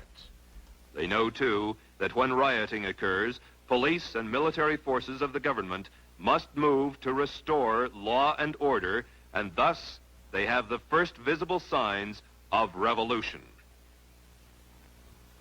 Riots, demonstrations, street battles, detachments of a revolutionary army. Such are the stages in the development of the popular uprising. The official constitution and program of the Communist Party stated in 1921, the Communist Party will educate and organize the working masses for mass strikes and mass demonstrations. It is through struggles that the working masses are prepared for the final conflict for power. As these strikes grow in number and intensity, they acquire political character through unavoidable collision and open combat with the capitalistic state. Mass action culminates in insurrection and civil war. In 1964, I was wondering, not being familiar with Maltese, the language of Maltese, I immediately went and looked that up, Mitre, and I was curious, especially with the double Q and the owl. I wasn't aware that Maltese was an Arabic-descended language. Given that, itty-bitty island off the coast of Sicily and that sort of thing. Maybe I should have known, since Arabic rule rolled through that area a bunch of fucking shit ton of years ago. But yeah, that's interesting to learn. Communist document taken from the Viet Cong stated, get the people out into the streets. Quarrels should be provoked. Youth groups are to be armed with knives and clubs, allegedly to protect themselves in a manufactured tension. In China, as in all countries, the communist appeal was aimed primarily at students, young, idealistic intellectuals, most of whom came from wealthy families who could afford to send them to school. It was from this group that the young communist recruits came who later provided the leadership and backbone for the armed conflict to follow. In Cuba, leftist-oriented students were the vanguard of the organized street demonstrations. Once the masses were in motion, that tenuous line between demonstration and riot, between nonviolence and violence, was easily obliterated. As law enforcement officers sought to restore order, police brutality became the cry of the insurgents.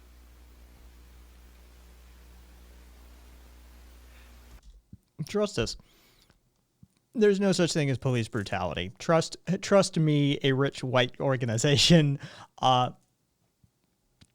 Those brown and black people and poor white people, they don't know anything. The police don't find their origins in slave patrols and union busting. It's all good. Trust us, the rich white group. Algeria was more of the same. Rallies, demonstrations, marches, and the inevitable flare of violence.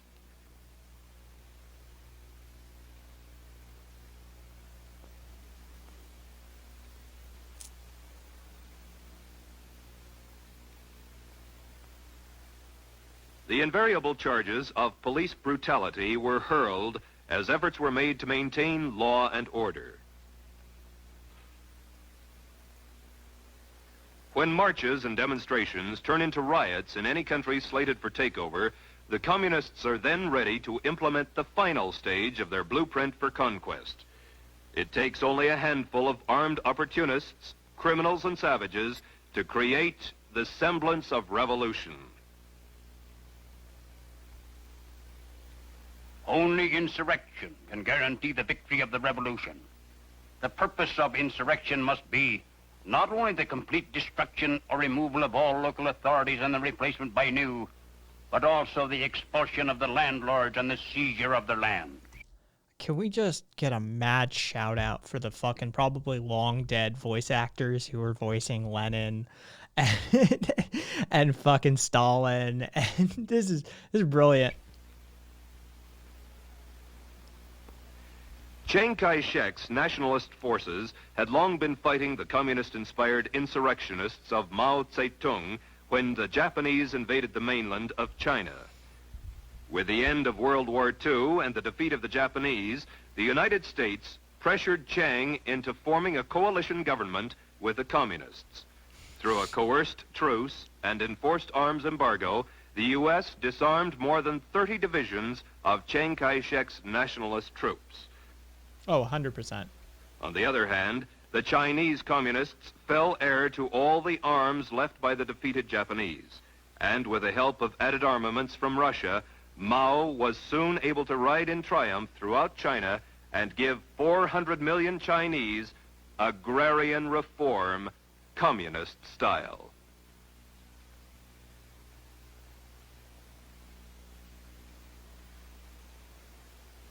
When it was time for the shooting to begin in Cuba, Fidel Castro received millions of dollars in cash and vast amounts of arms and ammunition from the Soviet Union and communist groups throughout the Western Hemisphere.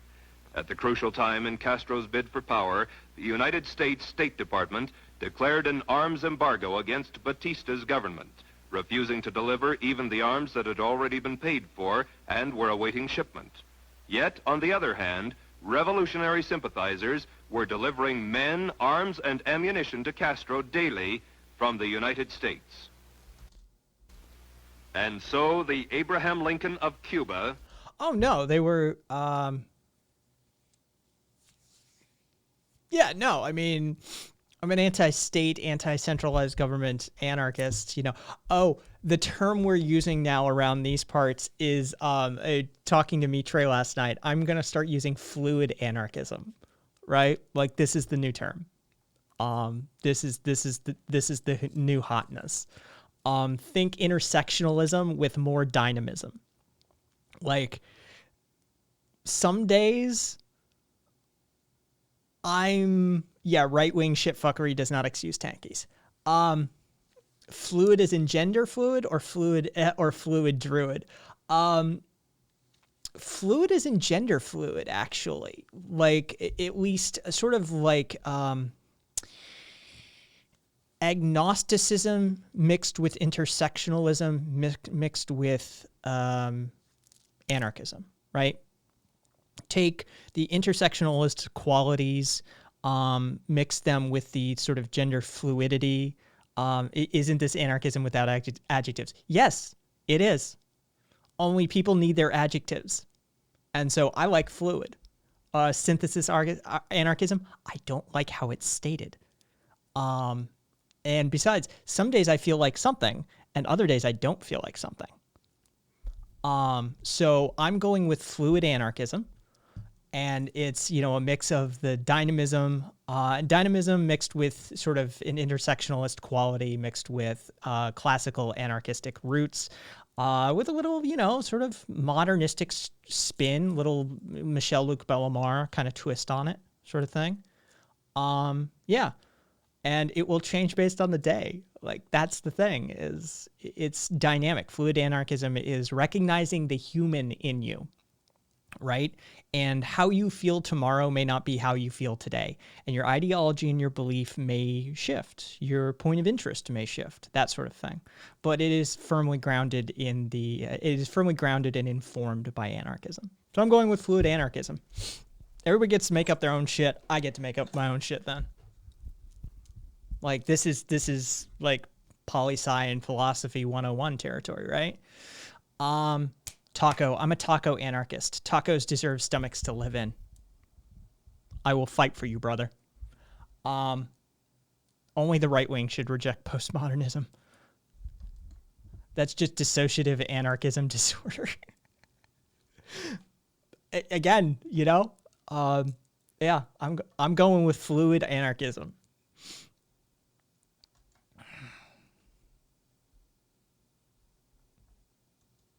So maybe tomorrow I'll be an individualist, or the next day I'll be, you know, insurrectionary anarchism, or maybe I'll be classic anarchism, or maybe I'll be a Chomsky-esque anarchist, or maybe I'll be, you know, closer to some of the Bakunin-esque roots, or, you know, maybe Kropotkin, or maybe Stirner, or maybe, you know, depends on what day, right? We're human beings, and we need a philosophy and ideology that recognizes that we are not static. Gray is existence.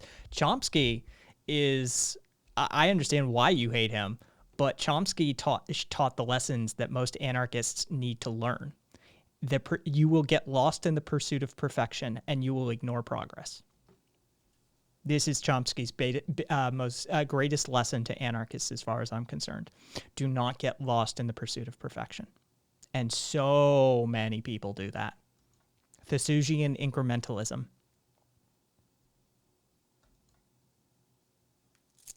Don't get me wrong. I respect, you know, the all or nothing zeal. I respect we need to tear it down and start over. Trust me. I get it. It's not going to happen. It just isn't. Not unless you have, I don't know, maybe a world war plus full climatological collapse plus. Like, but we're a few years out from that. So you're not, like, the middle class, though shrinking they are, they're not going to be drug along on this journey. Trust me, I've listened to you long enough. I understand your position, and I respect it. I just don't think it's going to happen.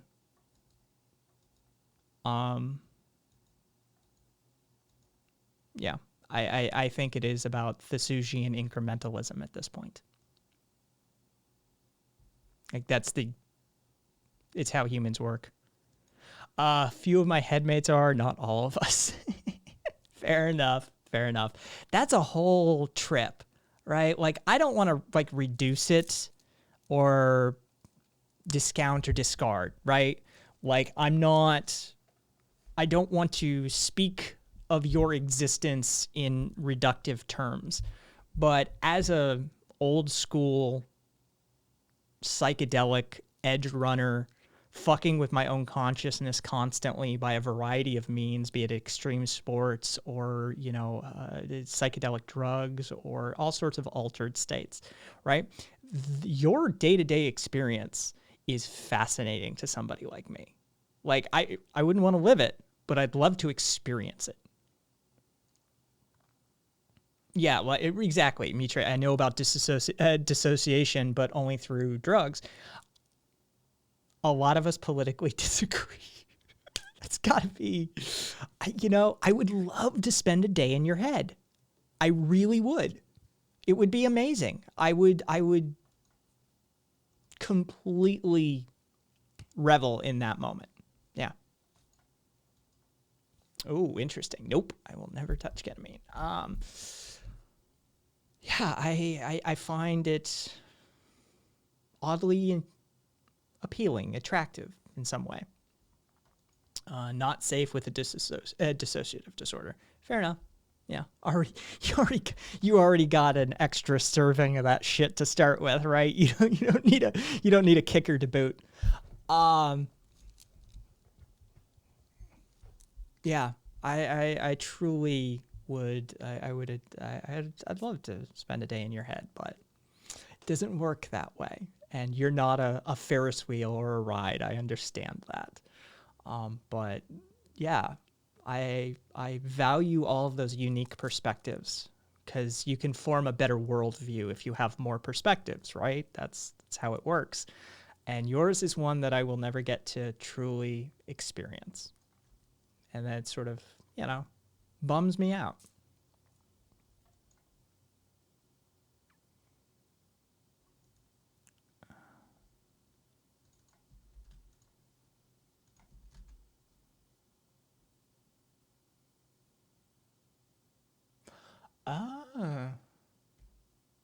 It's been a while since I've seen that term. Like, dude, it's been years since I've seen that term. Like, there's a memory in there, though. Tulbamancy. I do recall looking into that at one point.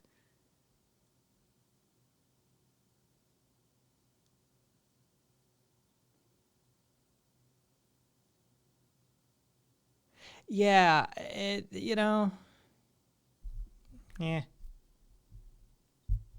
It's too much work.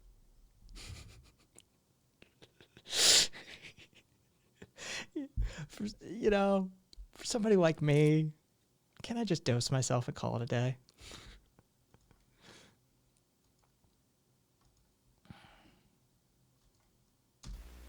And the Robin Hood of the Sierra Maestra rode triumphantly into Havana, was wined and dined in the United States, was hugged before the United Nations, received the Lenin Peace Prize, and finally admitted in a speech given December 2nd, 1961, to all the world, Soy marxista-leninista y seré marxista-leninista hasta el último día de mi vida.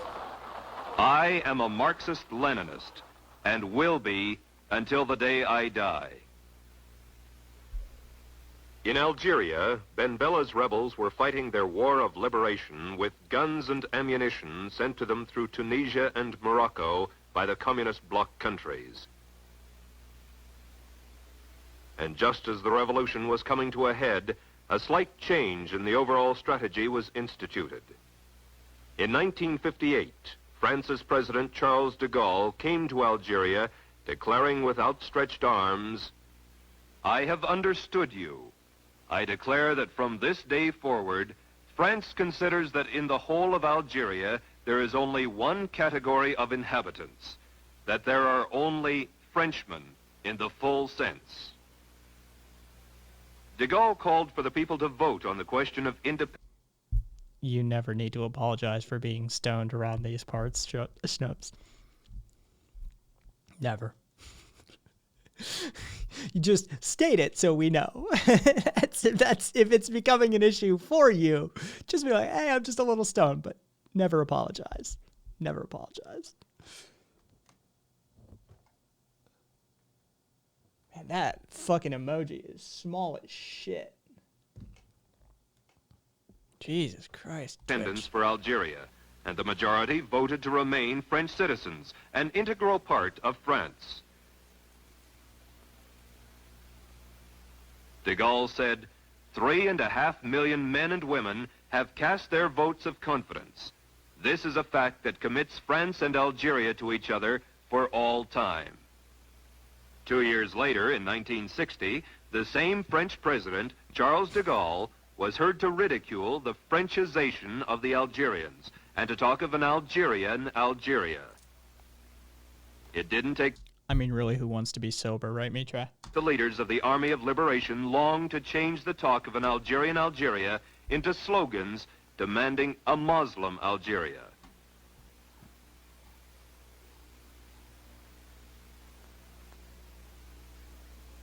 Ultimately, the revolutionary Ben Bella returned to Algeria and in due course established a regime of which he said, "We solemnly reply here that our socialism stems from Islam. We repeat before world opinion that we are not communists." And so it has been, with but minor variations in one country after another. Divide the people. Create the appearance of popular support. Neutralize the opposition. Precipitate mob violence. Create the semblance of a revolution. An accurate summary of Lenin's strategy for the conquest of the world is as follows. First, we will take Eastern Europe. Next, the masses of Asia. Then we shall encircle the last bastion of capitalism, the United States of America. We will not have to attack. It will fall like overripe fruit into our hands. 100% historically authentic Lenin voice acting, for sure.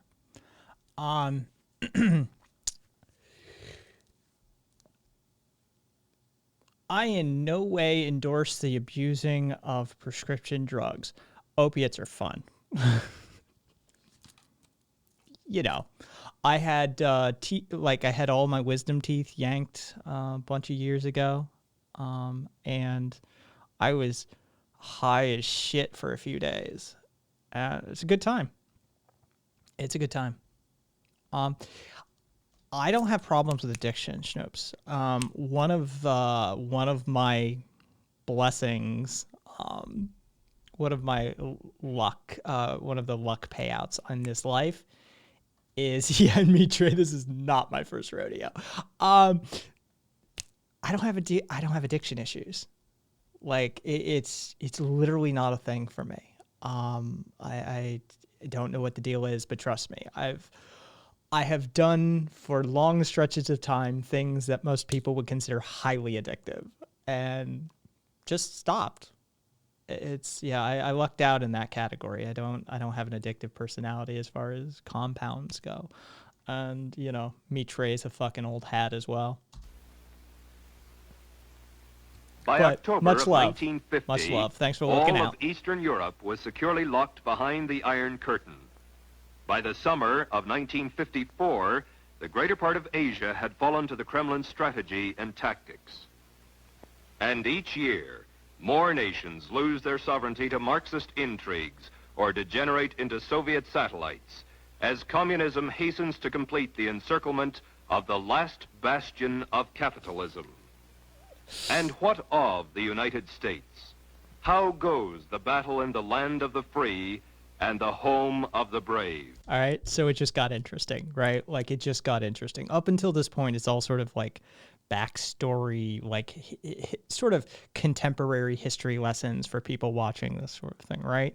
Now comes the, what about the last bastion of capitalism? The land, the home of the free, land of the brave shit.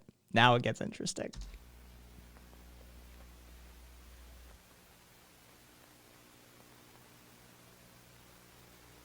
The communist plan for the conquest of the United States was explained to the American comrades by Moscow's agent, Joseph Pogany. 100% a historically accurate drawing of Joseph Pogany, by the way. 100%. Pogany was sent to this country by Stalin for the specific purpose of laying the groundwork for the agitation that would eventually develop into a Negro revolutionary movement. American Negro Problems was published in 1928 by Joseph Pogany using the alias John Pepper and carried the official communist line for America. The Workers' Communist Party of America, in its fight against imperialism, must recognize clearly the tremendous revolutionary possibilities of the liberation movement of the Negro people. The Black Belt of the South, with its starving and pauperized Negro farmers and Negro agricultural working masses, with its Jim Crowism, its semi-feudal status, and its political system still bearing... All right, fuck all you Aussies. I'm jealous. Let's just put it that way. I'm jealous. Man. The earmarks of the period of slavery constitutes virtually a colony within the body of... And yes, it did escalate fast. United States of America. The Workers' Communist Party of America puts forward correctly as its central slogan, abolition of the whole system of race discrimination, full racial, social, and political equality for the Negro people.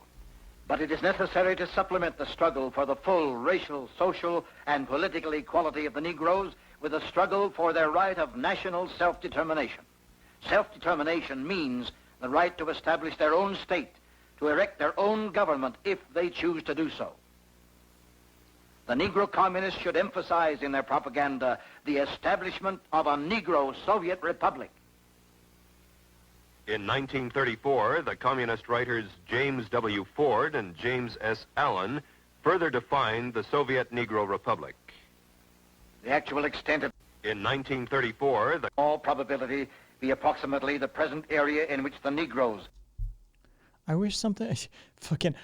wish something like that existed here. We have the Incendium Radical Library, but it's just a library and the Mac is dead. Fuck all of you. You know how far I would have to travel for like an anarchistic co-op bookstore?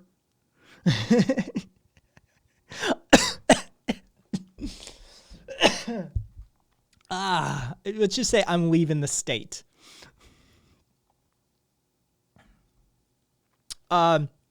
You mean we can't do journalistic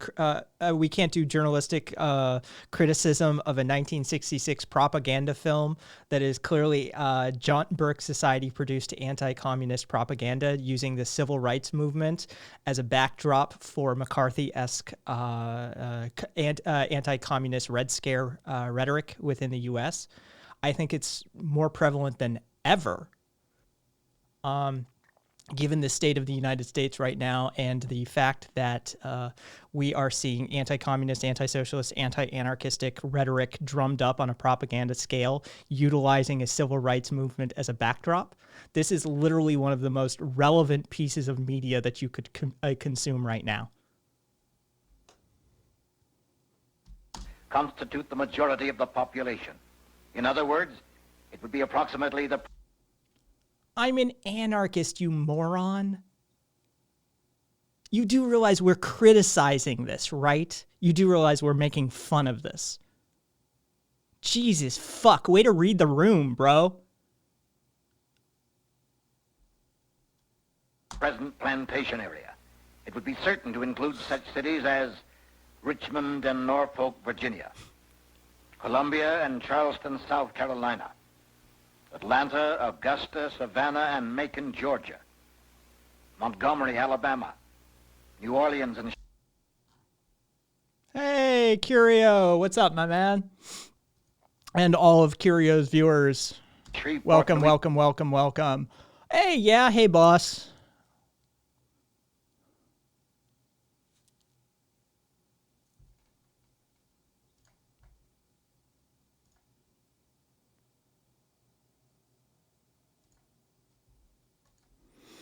Band. Hey, Slightly, welcome back.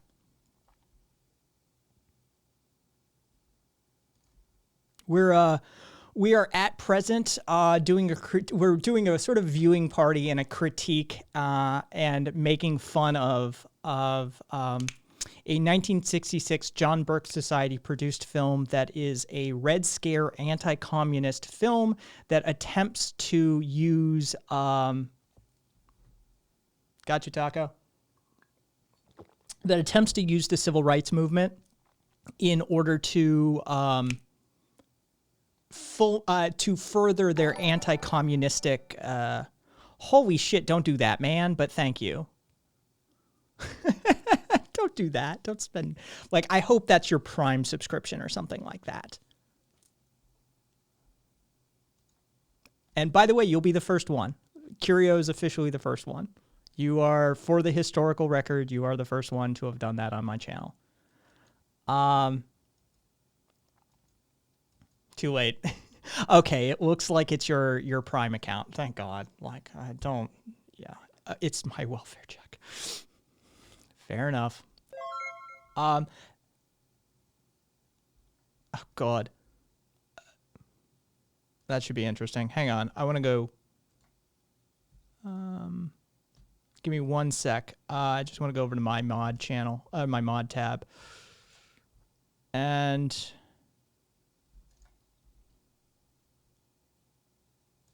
there we go.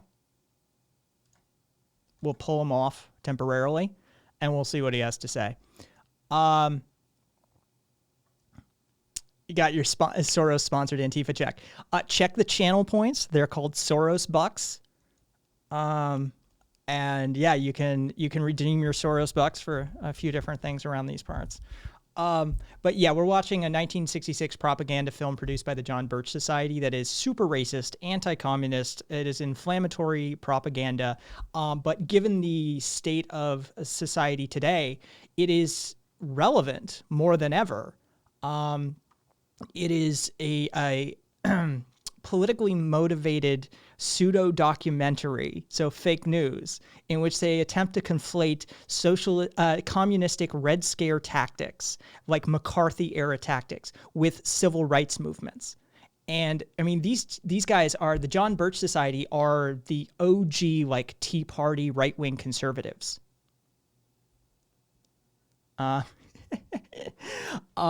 And so, I mean, they tried to accuse Dwight D. Eisenhower of being a communist agent, you know, General President Dwight D. Eisenhower, like John Birch Society is super insane. Started by a guy, candy maker by the name of Welch, Fred Koch, as in, the Koch brothers' father, was one of the original 11 members. This thing is, it's special. Let's just put it that way. But it is super relevant given all that's happening in society today. Taco. You can get anti-capitalist propaganda by watching the news. Way to be fair and balanced, Kai.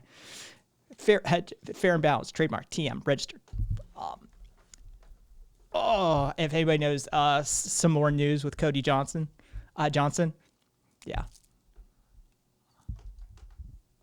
Louisiana. Little Rock, Arkansas. Balanced and fair and balanced. Well, Fox News gave up their trademark for fair and balanced, and so Cody Johnson on some more news satirically uses it. Fair and balanced, registered trademark, registered copyright trademark. And so yeah, that's where you can find it today. These cities, and the cities which lie within their spheres of influence, became known in communist writings as the Black Belt of the South, and were to constitute the nucleus of a future Soviet republic.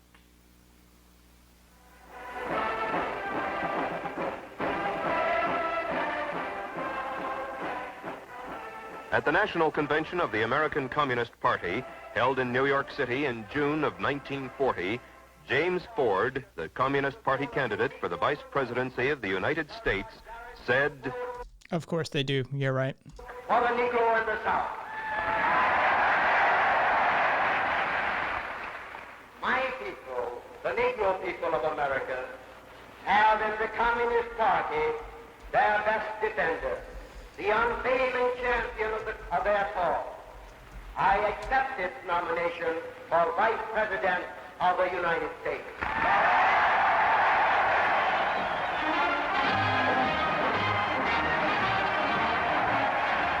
By this time, the communist champions of the Negro race had hidden the revolutionary ideas and slogans for a Soviet Negro Republic behind the humanitarian banners of jobs, security, civil rights, and peace.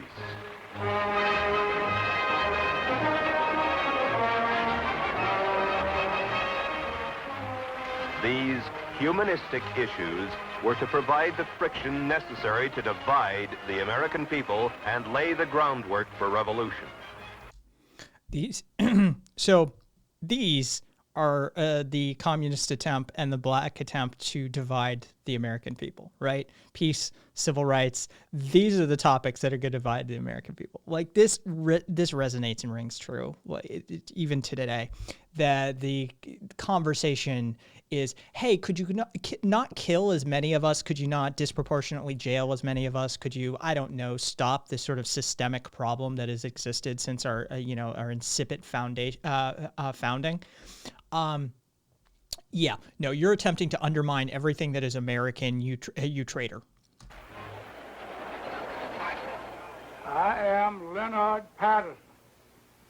When I was a young man, only 23 years old, I joined the Communist Party.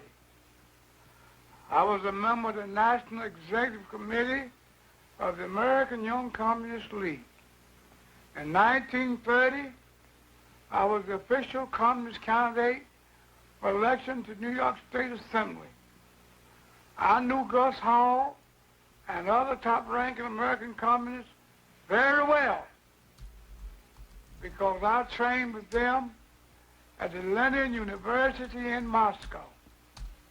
I joined the party because I honestly thought the communists were trying to help American Negroes. I broke away from the party when it became clear to me what the communists were really up to was to use... I love the description as RoboCop's schnoops, by the way. That's fucking brilliant. ...the Negro people in this country as cannon fodder in a violent and bloody revolution aimed at the establishment of the American Soviet dictatorship. It was that simple, and it is still that simple today. Make no mistake about it. What is happening in the United States right now under the banner of civil rights is exactly what has happened in China, in Cuba, in Algeria, and many other places around the world. I'm Julia Brown. For 9 years, I was a member of the Communist Party, serving as an undercover agent for the FBI.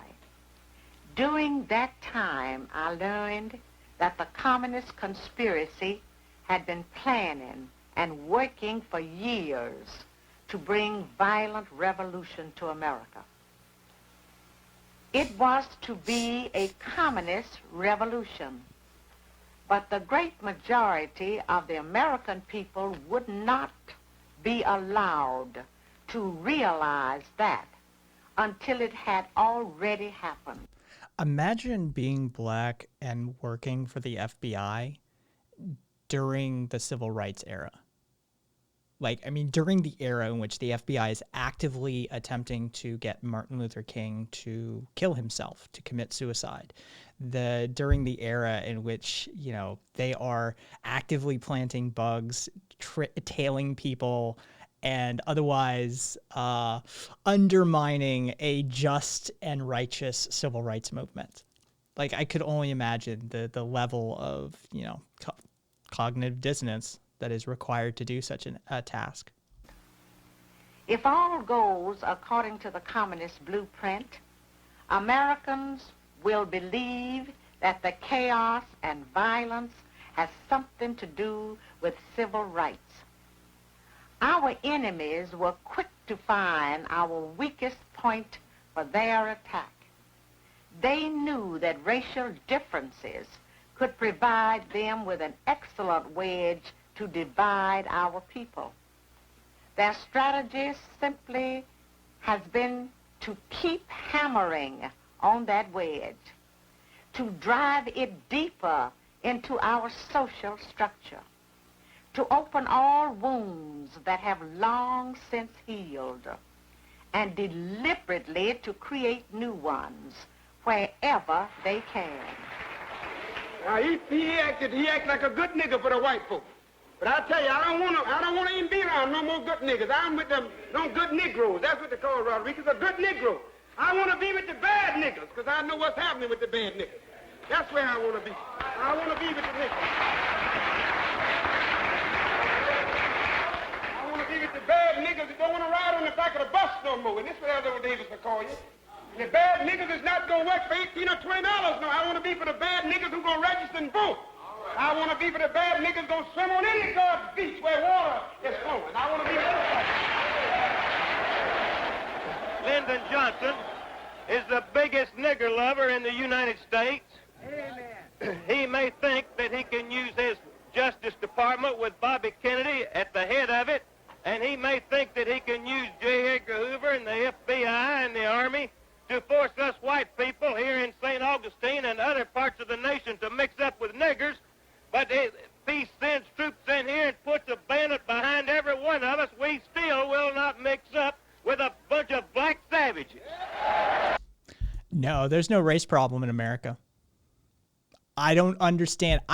Look, I listen to Fox News and I don't understand what all of you people are complaining about.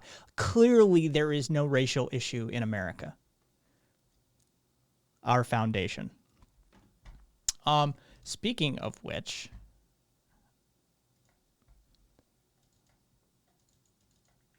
has anybody ever seen A Night at the Garden?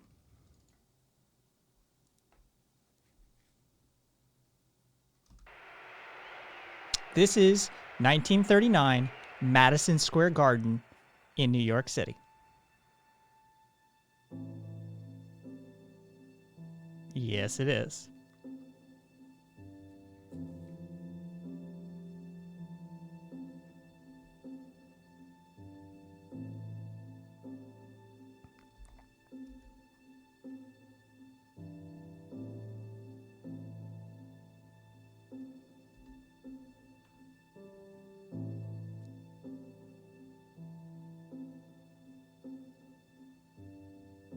Because you always are, Mitre. Because you always are. It's a weekend.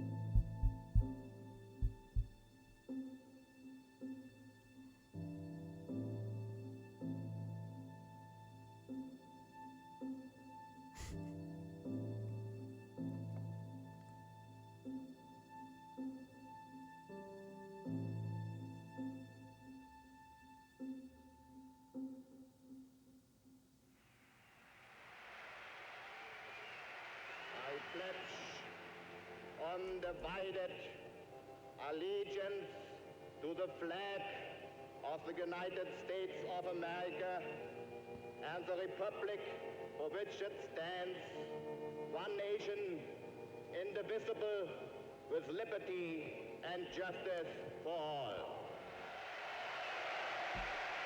Okay, those are Nazis. Let's see. It's such a dog act that they took all this fascist shit out of Bioshock Infinite. Yeah, those are Nazis in America with an actual German accent, like they're actual German Nazis holding American flags, saying the Pledge of Allegiance.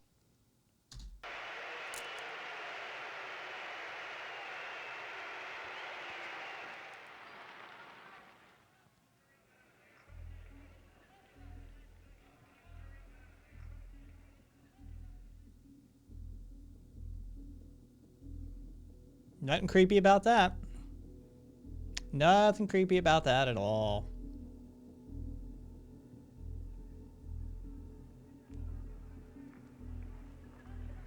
Oh, no, trust me, that pledge is some brainwashy cult fucking shit. It freaks a bunch of us out. Trust me, you don't have to, yeah. Ladies and gentlemen, fellow Americans, American patriots, I'm sure I do not come before you tonight as a complete stranger. You all have heard of me through the Jewish-controlled press as a creature with horns, a cloven hoof, and a long tail. We, with American ideals, demand that our government shall be returned to the American people who founded it.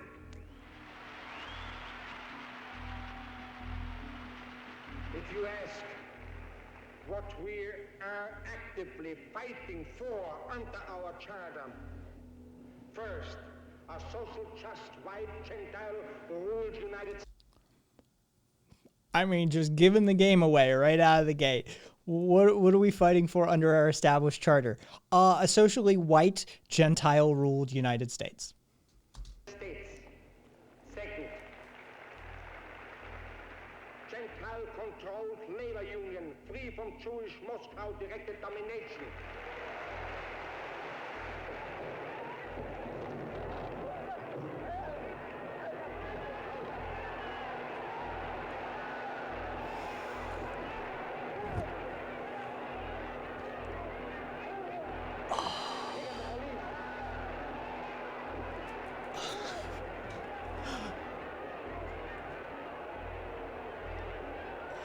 Stretchy, stretch. Oh.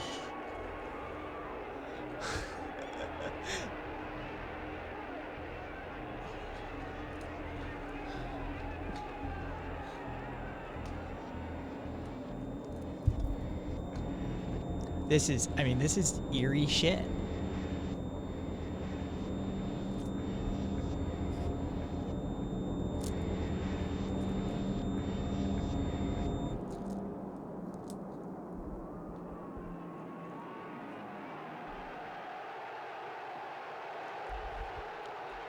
Okay, so anybody remember the Trump campaign? Do you remember the dude getting drug out? Remember him standing there? Remember the crowd cheering? Like, this shit is eerie. Working with audio only is a real trip right now, says Taco. Curio, that's what peak physique looks like. And I'm not just saying this because we have the same physique. I wish I had my arms back from when I was... Mock knew how to write a bop. Mock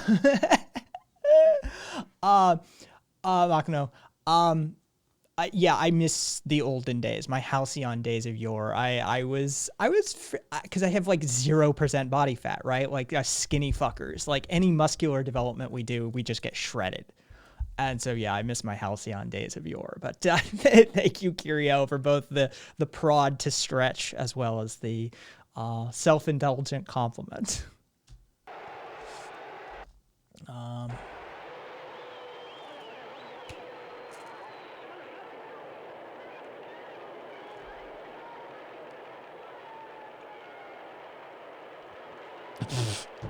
Fuck you, me try.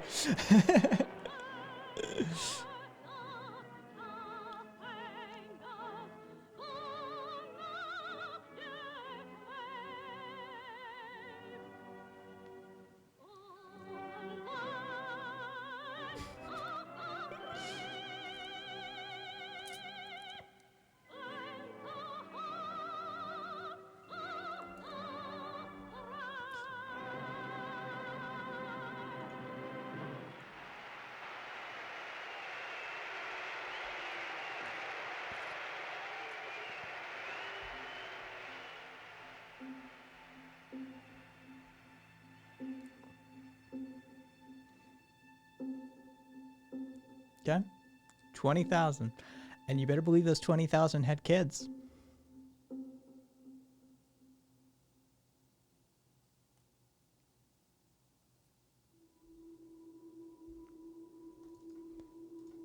It's one of the creepiest found footage incidents.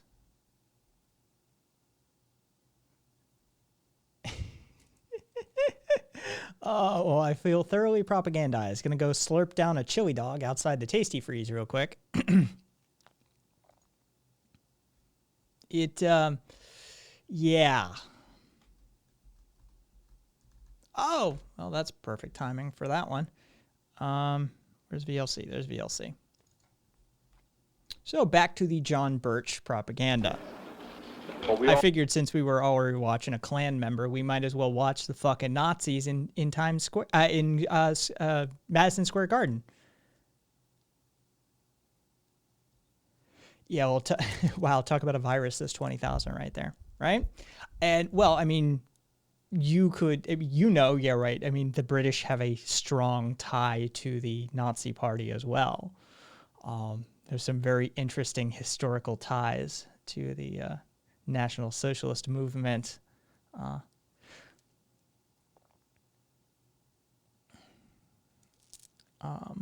Schnapps, this is just the ones that showed up in New York. Exactly. Those are the ones that could make the trip and who are already there. You want to know how many there were? A lot. Combine those with the Jim Crow era racists and the actual KKK members. You start to really understand the scope and scale of the dilemma that we face today. All the slaves, not only John Mellencamp. Buffett. Yeah, I would say, Buffett probably for me is the ultimate Americana shit music, but in this society, not only in this community, but all over this nation and all over the world. Aw. Well, you can, I'm not going to even dare attempt to tell you what to do, Schnoops, but you're welcome to hang around or you're welcome to go off and do yours. Probably when I finally make it all the way through this, we'll take whatever remnants I have and raid yours, or, whatever. But, yeah, I love that you came and hung out and spent some time in chat. It's lovely to see you, all of you. What you're doing here is very significant and it's very important. Then you follow up your friends and acquaintances and ask them if they want to help put this fight over. Okay. John Birch Society. John Birch Society. Fred Koch, father of the Koch brothers. This group is still around today. The John Birch Society has members to this day. Members on our current Supreme Court that were influenced by the John Birch Society. They are showing this unironically. They are showing this informatively, and they are showing this in a positive light. There is a dude in KKK robes giving a speech, and they are showing it as a good thing, all right? These fuckers are still informing American politics to this very day. Save this country from the onslaught of integration. You know the system is they want to throw Sorry to hear white that. children and colored children into the melting pot of integration, out of which will come a conglomerated, the latter mongrel class of people. Both races will be destroyed in such a movement. I, for one, under God, will die before I'll yield 1 inch to that kind of a movement.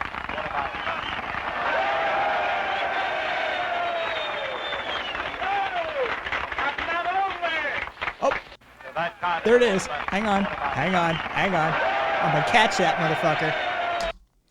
Remember, folks, it's only about our heritage. It's not about racism.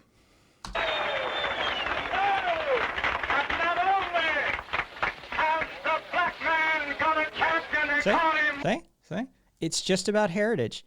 Don't worry about it. It's not about racism. I don't know why people keep conflating the Army of Northern Virginia's battle flag with racism. I don't understand how people keep getting those two mixed up. Now listen to this dude scream about how the Negroes are going to fuck up the white race. Martin Luther King, we call him Lucifer.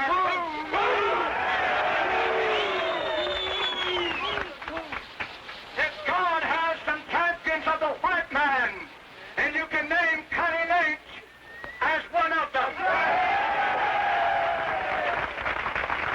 Today, tomorrow, and forever. And if this nigger thinks he can stir the niggers up, I'll go also inform him that the white man can be stirred up to defend what is rightful.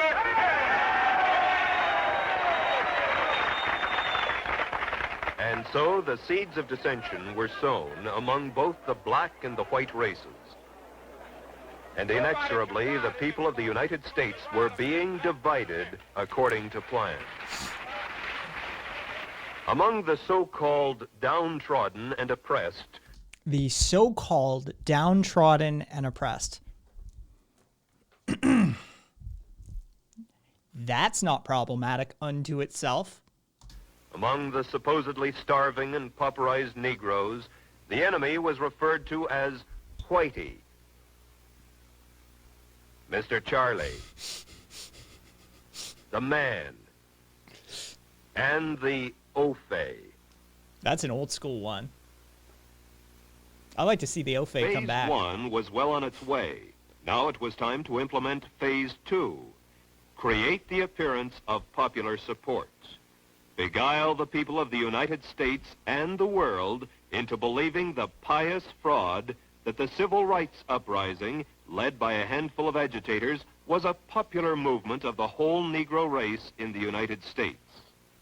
Now, this doesn't mean that there isn't a legitimate need for the advancement of civil rights for many of our Negro citizens. Of course, there is a need there. Otherwise, communist agitators posing as civil rights leaders could never hope to enlist massive support for their schemes. The aspirations of Negroes for full equality were not created by communists, but they are used by communists in such a way that idealistic Americans of all races can be tricked into implementing the communist blueprint for revolution.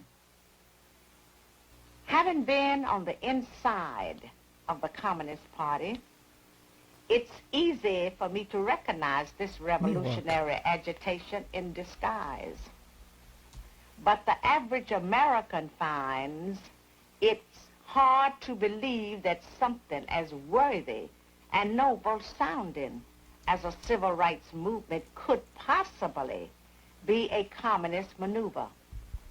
Before, about a year or two before, I'm looking here, it looks like it's probably 2 years, just like a year and a half before that, before the famous anti-capitalist speech. Communism must be built with non-communist hands. The revolutionary accepts reform in order to use it as a cover for his illegal work.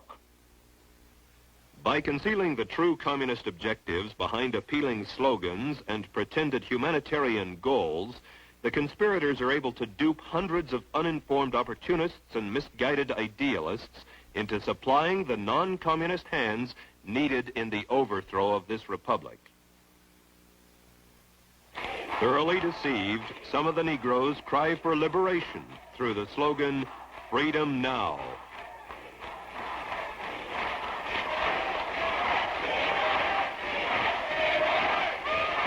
The Democratic slogan, "One man, one vote," has gained wide acceptance. But perhaps the most popular slogan is Venceremos, the rallying cry of the deluded peasants of Cuba, Haiti. Mitre, okay, you can sue to me for emotes, but you're gonna give money to Amazon, so don't do it. Mitre, at the current staging, I'm only allowed one level 1 emote because they're fucking that just absolutely miserly with it. I've already uploaded your face and it's going through the approval process. You will be the one and only unlockable emote for probably a while. I'll rotate them on some sort of basis so we can get some gay and Jana up in here as well, but you will be the very first official emote for the channel.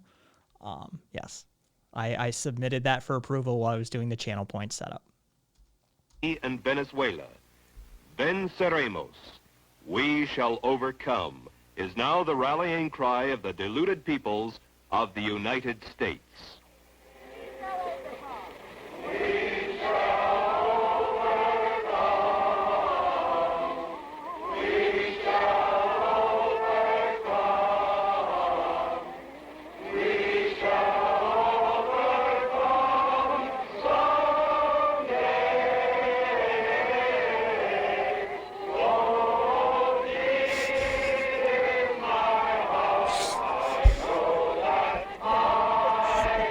If you'd like to inform her in chat, feel free.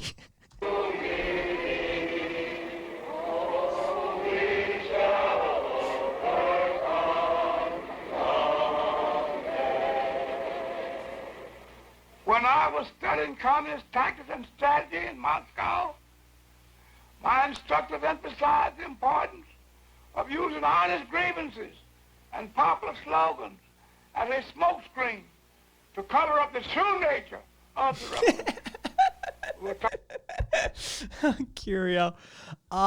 Curio saying, they do be menacing, though, standing there singing and all. I know, right? God. Just like the Wobblies fucking documentary that we watched. They're all standing around singing and shit. You know, you're like, God damn, why you gotta be so mad sus, yo. You've been playing Amongst Us, or whatever, Among Us, right?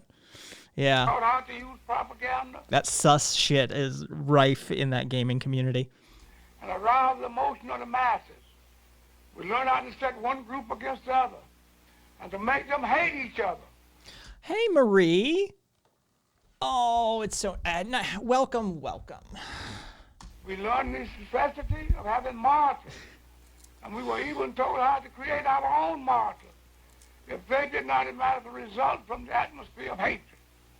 We were taught the importance of getting large masses of people into the street for marches and demonstrations. And finally, we were instructed in ways to take off riots and make them spread and to keep them going. When I returned to the United States, Burger I was time. immediately given practical training. I participated in so-called nonviolent demonstrations that were deliberately calculated to irritate white people into violence against us. I personally was in charge of organizing a march on Washington to dramatize the Scottsboro Boys case. In New York, about 1935, a Negro boy was reported killed by the owner of a store while in the act of stealing some merchandise. Communist Party headquarters decided to make a march out of the boy. So we went right to work, putting out handbills and holding open air meetings. In less than a half hour after we started, there was a race riot on 125th Street, complete with smashing windows of white storekeepers, looting, and all the rest. I'm not speaking of things I read about.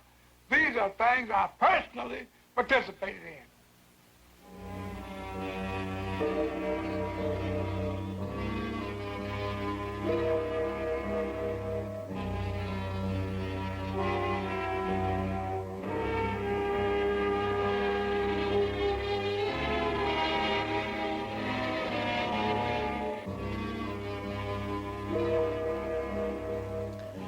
It was legitimately one of the funniest conversations we had in a while. Like, Mitre, was laughing his ass off. And, I mean, we all had a good chuckle over it. It was an absurd conversation. You know, I haven't added those to the server yet, but those will get added as well. Those are tacos, and he has given me rights to usage. They're from his Minecraft server, I believe. But, yeah, I'll be adding those too as well.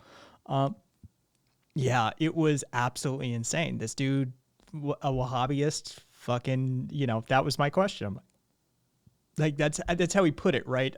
Tendencies.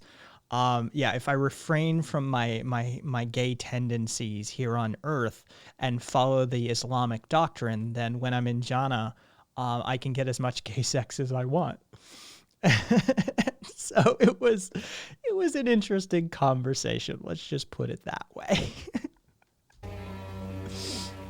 He legit tried to convert us. Like he like, you know, he's like, he legit mentioned like, you know, you guys should and that sort of thing. Like, as it was in Cuba, so it was in Algeria. Curio, that's a solid deal. Oh. And so it is. That's a Kentucky problem. In the United States. In Jackson, Mississippi, Medgar Evers, State Field Secretary for the NAACP, was shot in the back by an unknown assassin as he was entering his home. After lying in state in Mississippi, the body of World War II infantry GI Medgar Evers was sent to Washington, D.C. for burial in Arlington National Cemetery. Now a victim of the very communist agitation he had helped promote, Medgar Evers was able to further serve communist purposes by being glorified as a martyr in the supposed fight of the Negro people for freedom and justice. All right, I mean, Curio can probably, like, okay, so I lived in the Deep South as well. And, I mean, Medgar Evers is one of those things that you learn about, right? Medgar Evers is one of those people that you learn about, the circumstances surrounding his death, civil rights movement. This is one of the things, especially in the South. I can't speak for, Curio's education and, his part of the country as to where they, how deeply they went into this. But in one stroke of a pen, they turned Medgar Evers' assassination, likely by a racist white nationalist piece of shit, into communist agitation. And it was, clearly a communist agitator that shot him, and now he's to die a martyr for the communist cause and serve their purpose further. Are you shitting me? Like, it's essentially the same category as saying Lincoln was shot by a communist, right? It's in that category of, like, what are you saying, you crazy fuckers? This is some, like, Glenn Beck level conspiracy nonsense. Yeah, one teacher told us all about this.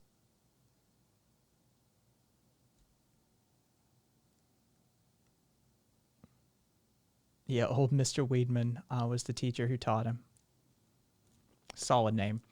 And love to see that Aussie leftist spirit at work. Fucking Taco having problems with the train, and Mitre saying you can always crash at my place. That's fucking brilliant. By the way, I am deeming your meeting, your two little get together at the pub, the first official, the first annual and first official Proudly Radical meetup, even though I'm not even there. Maybe I'll call Mitre on the phone or something so I can be there in spirit or something or other. But yes, annual. We shall do it annually. Whatever. It's the first official Proudly Radical meetup. It's happening in Australia without me present, but I'm deeming it so. Actually, we're going to hold one in Vermont when I finally get settled there. So you are more than welcome, Taco. There's plenty of anarchists in Vermont. Always welcome to crash that. I'm calling it Ostifa. When I tell the media, fuck yeah, Curio, fuck yeah, Ostifa. Yes, I will, Mitre. One day I will make that journey. I promise. I'm gonna have to stop off in Hawaii to decompress because y'all are just too goddamn far from the rest of civilized society. Damn it. Like we're civilized at this point. I don't know. Can you, Schnoops? I mean, you're more than welcome to. I would not stop you, but I would hesitate and say, "Are you sure?" But you're a grown ass adult. You do you.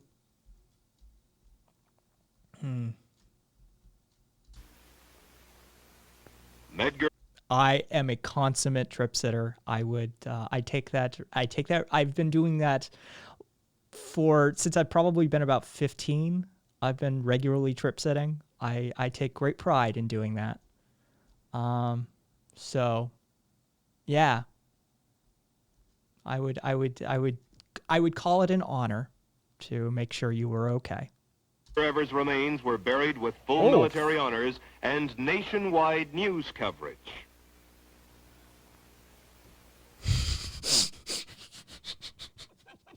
The train broke down in the tunnel, apparently. Japanese public transportation, it is not.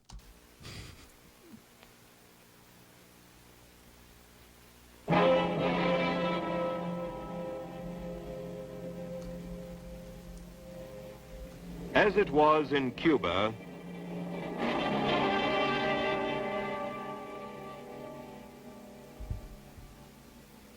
so it was in Algeria.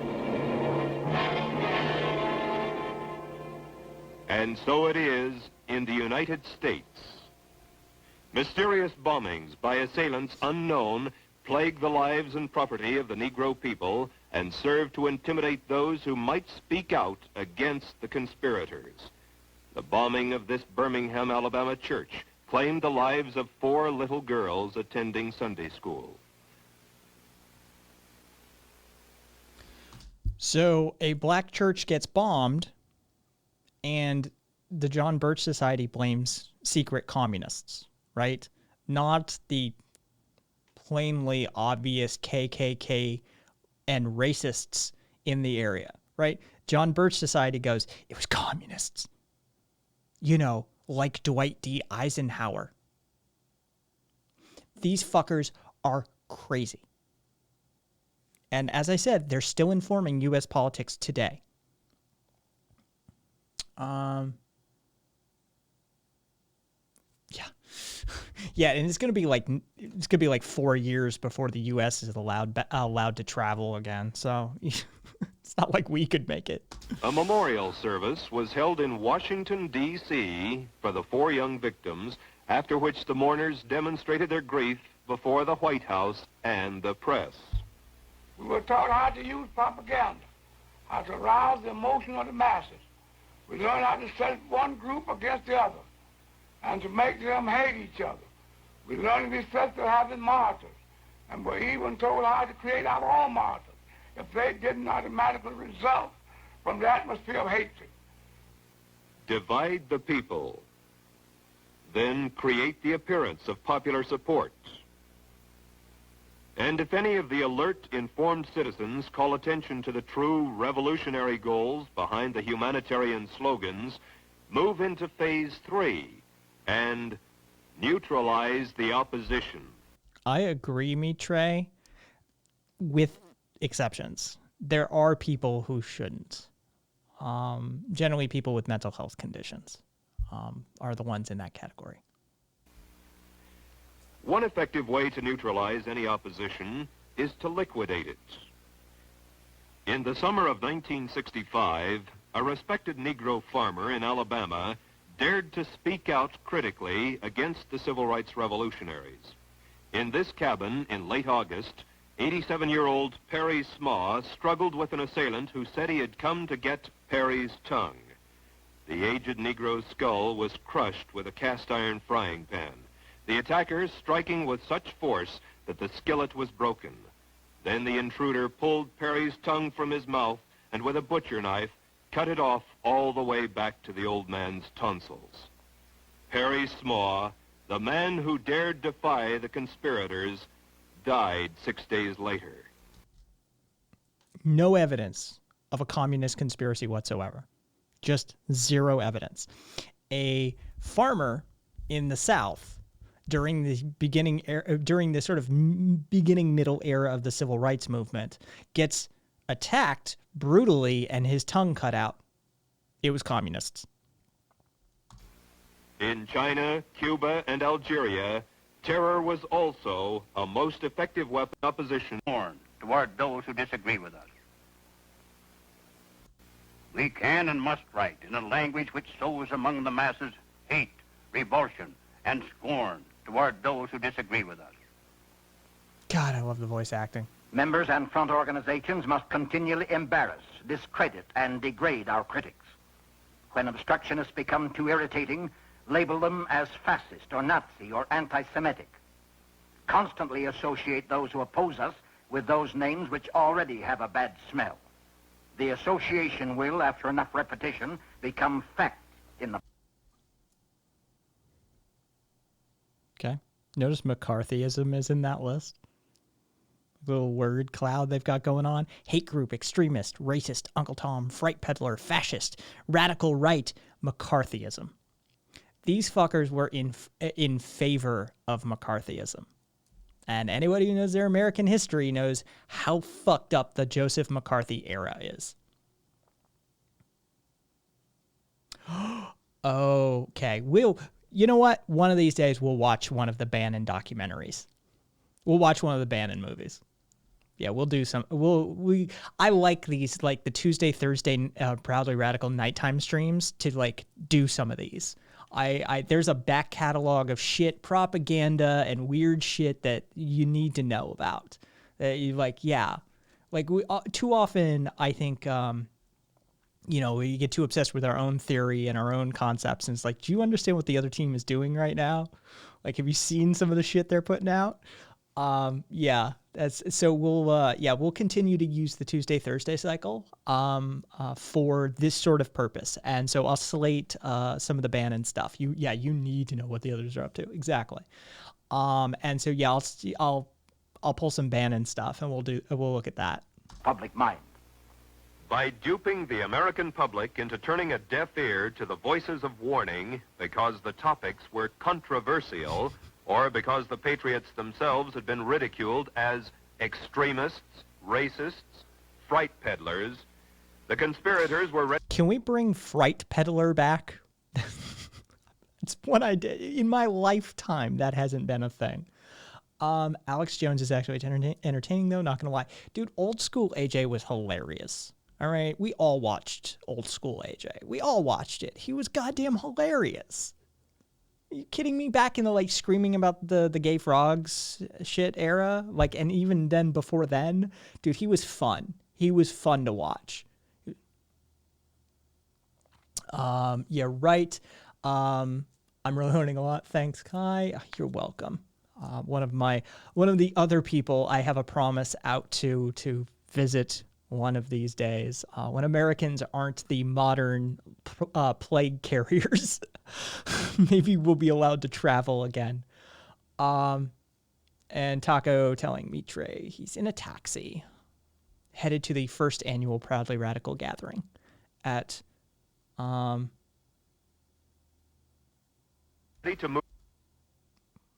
I won't ask the pub name, but I will ask in private. I want to know the name of the pub, damn it. Oh, that's nice. How much does public transportation and shit like that in Australia cost? I know Britain is having an issue with that, or has had an issue with that. And you're welcome at mine. Oh, thank you. Because I know public transportation costs in Britain, in the UK in general, have been skyrocketing since the privatization, of course, of their public transportation system, and their trains are a mess. What's Australia like? What's it cost you guys to jump between place to place? What's that look like? Because I know some of those train tickets in fucking Britain are stupid expensive these days. Move one step closer to their hidden goals by precipitating mob violence. Riots, demonstrations, street battles, detachments of a revolutionary army. Such are the stages in the development of the popular uprising. Remember, that is 100% historically accurate recreation of Lenin's voice. The Communist Party will educate and organize the working masses for mass strikes and mass demonstrations. It is through struggles that the working masses are prepared for the final conflict for power. As these strikes grow in number and intensity, they acquire political character through unavoidable collision and open combat with the capitalistic state. Mass action culminates in insurrection and civil war. We've been studying history, studying civics. Yeah, right. I'm a touch of an Anglophile. I watch a lot of your guys's, not a lot, but I watch a fair amount of your popular media and stuff like that. And so I'm aware of the issue with the trains there and the rising costs. I'll watch something and I'll, hear about a segment journey from here to here, 165 pounds and shit like that. It's excuse me? For a fucking train ride from one city to another? That sounds stupid. But right now you got to put your history and your civics in this. And the delays. I've heard nothing but, I've heard heaps about the delays. Streets. You got to make the Constitution real. You got to make democracy real. Since 1960, since February the 1st, 1960, more than 50,000 of your fellow students have been arrested and jailed, beaten, placed police doors and water hoses. before we see real freedom, before we be able to walk down these streets with a sense of dignity and with a sense of pride, and walk in freedom, no doubt there will be more jailings, more beating, more water hoses, more dogs.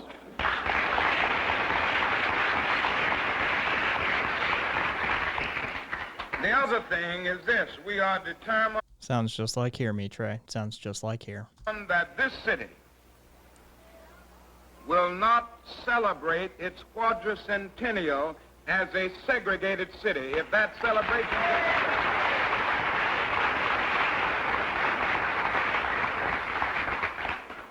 we plan to use everything within our power and all of the nonviolent weapons at our disposal to dramatize this blatant injustice and to demand that the federal government not put a cent in this city unless it decides to face the realities of desegregation.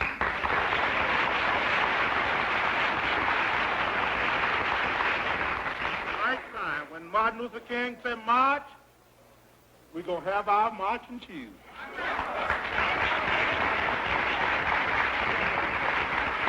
And you know they've kicked us around a long time, haven't they? And so many of us we've come up in life without any shoes at all. And if it becomes necessary for us to march without shoes, we'll march barefooted. I don't like the way you're clapping tonight. Are you ready to march? Are you ready to march? They didn't have Adidas and Nike back then. You know what shoes looked like? Fucking, yeah. Like old school leather bottomed fucking, those were hardcore fucking shoes. They were not comfortable to walk in. Again, they marched. They fucking marched.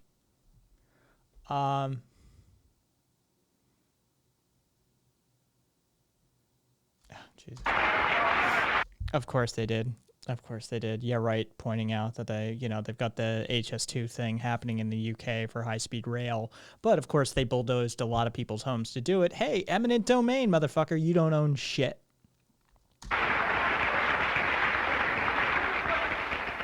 Then we are not afraid of dogs. Are we, children? So many of us, we were raised up with dogs. And we have had to live the life of dogs right here in the United States of America.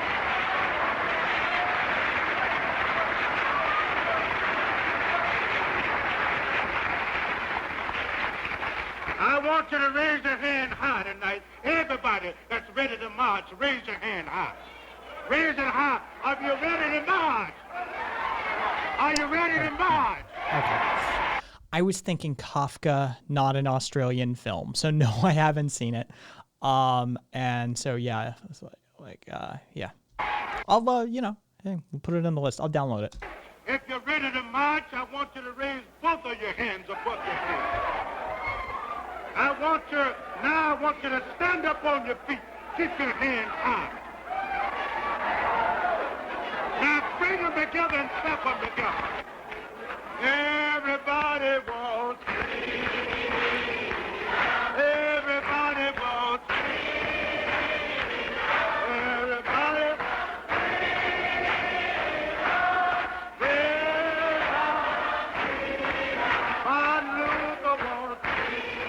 And so we need to bring that back. How many times we need to say it? How many fucking times?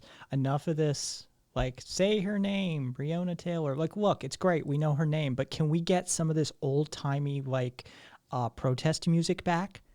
I mean, this shit was the jam. Like, I mean, Kat was sending me, Russian and Ukrainian and, I forget all of the, protest music and songs he was sending across. We need this shit. It sends a message of a different type. And this is solid praxis. We need the protest songs of old to come back. Yeah, I think this is a lesson from history that the modern protesters and activists need to pick back up and learn. This shit worked. It works both psychologically for your side as a boon to their courage and dedication and forward momentum. And it also conveys a very particular image to whatever group or groups are observing you. Many were tricked into helping create the appearance of popular support for a conspiracy that hid its true objectives behind appealing slogans and humanitarian goals. A detachment of the deceived staged sit-ins. A handful of the hoaxed made freedom rides. A portion picketed and protested, while still others boycotted buses.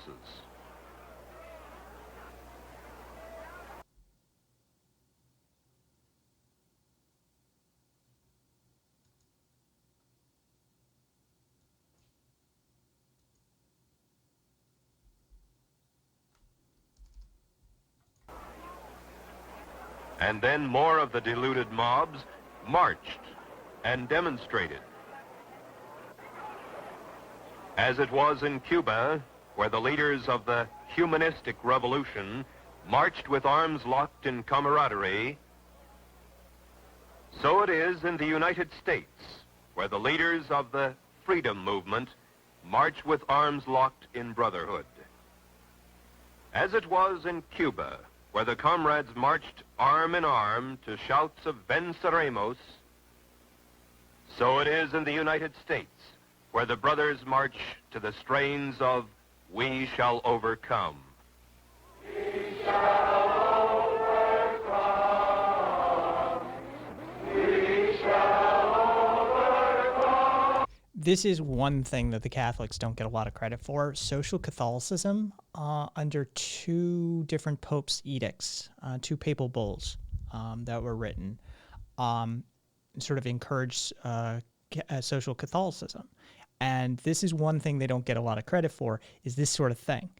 There was a solid contingent of priests that were present. They were there, they were present, and they spoke. And so, you know, the whole of the organization is problematic, right? The whole of the structure, the ideology, but occasionally they nail one down, and you got to give them credit where credit's due. Liberation theocracy. You do that in your rhetoric well, Kai. Yes, I hear you know. Yeah, there's something to that, to use that in that manner.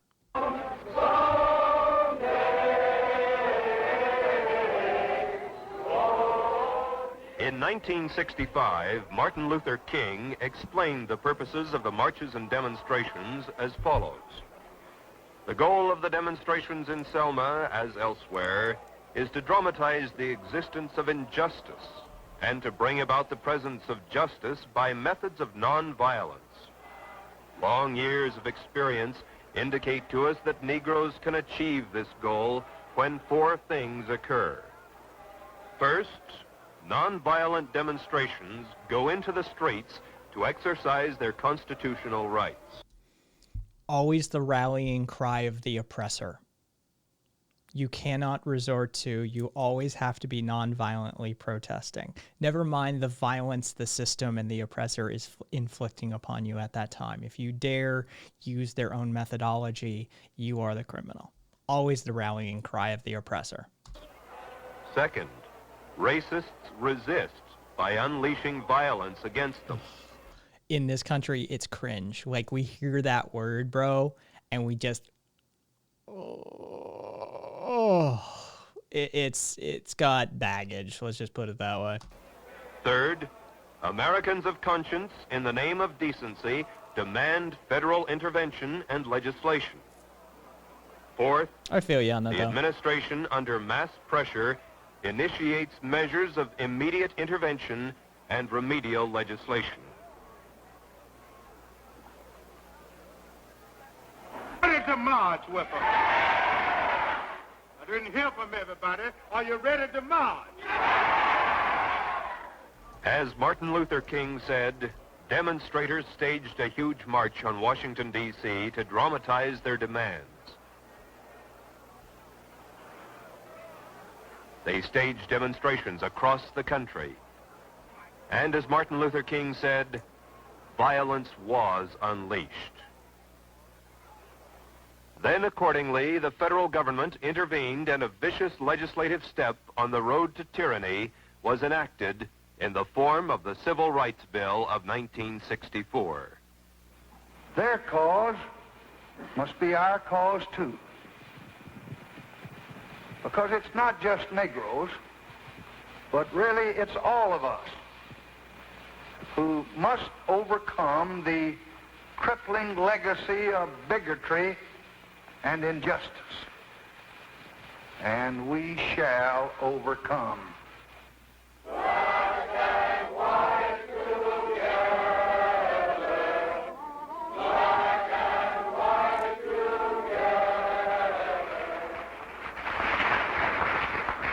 And keep in mind, the organization, the society that produced this film are still influencing today. I have to hammer that point home. These fuckers are still going.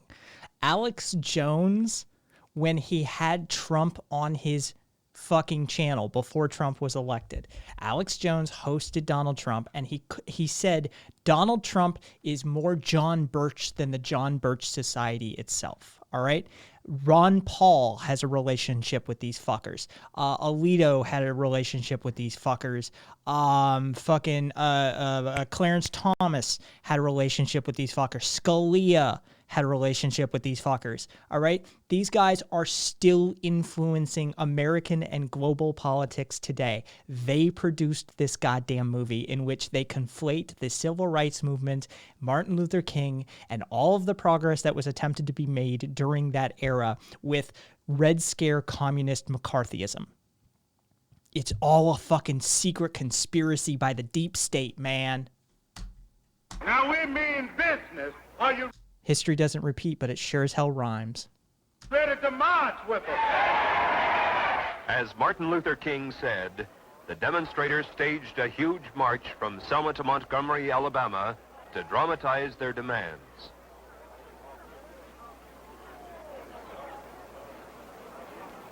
They staged demonstrations across the country. And as Martin Luther King had said, violence was unleashed against them. Then, accordingly, the federal government intervened, and still another vicious legislative step toward tyranny was enacted in the form of the Voting Rights Bill of 1965. The Voting Rights Bill of 1965 was a vicious act of tyranny. That's how these people see the world. And these enemies, too, poverty, disease, and ignorance, we shall overcome.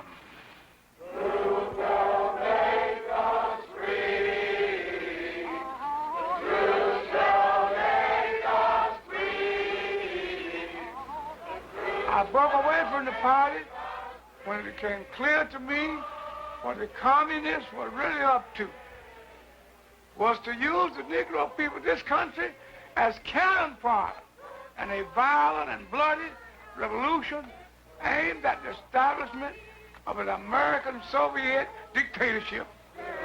Give me that old freedom spirit. Give me that old freedom spirit. It's good enough for me. It was to be a communist revolution. But the great majority of the American people would not be allowed to realize that until it had already I don't see happened. it, Mitre. If all goes according to the communist blueprint, Americans will believe that the chaos and violence has something to do with civil rights. Like before last night?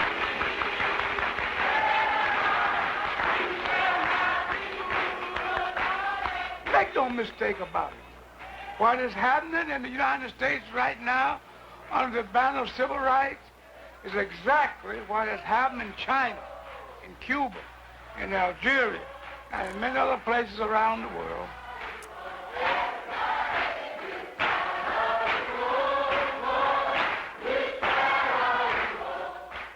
The goal of the international communist conspiracy is world domination.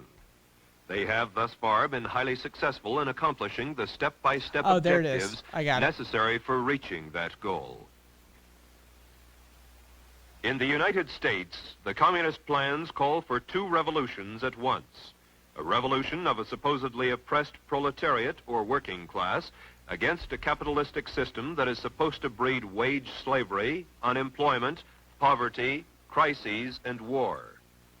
The second revolution is a revolt of the supposedly poor and oppressed Negroes of the Black Belt against the supposed lynching, segregation, social ostracism. The supposed lynching, all right? The supposed lynching.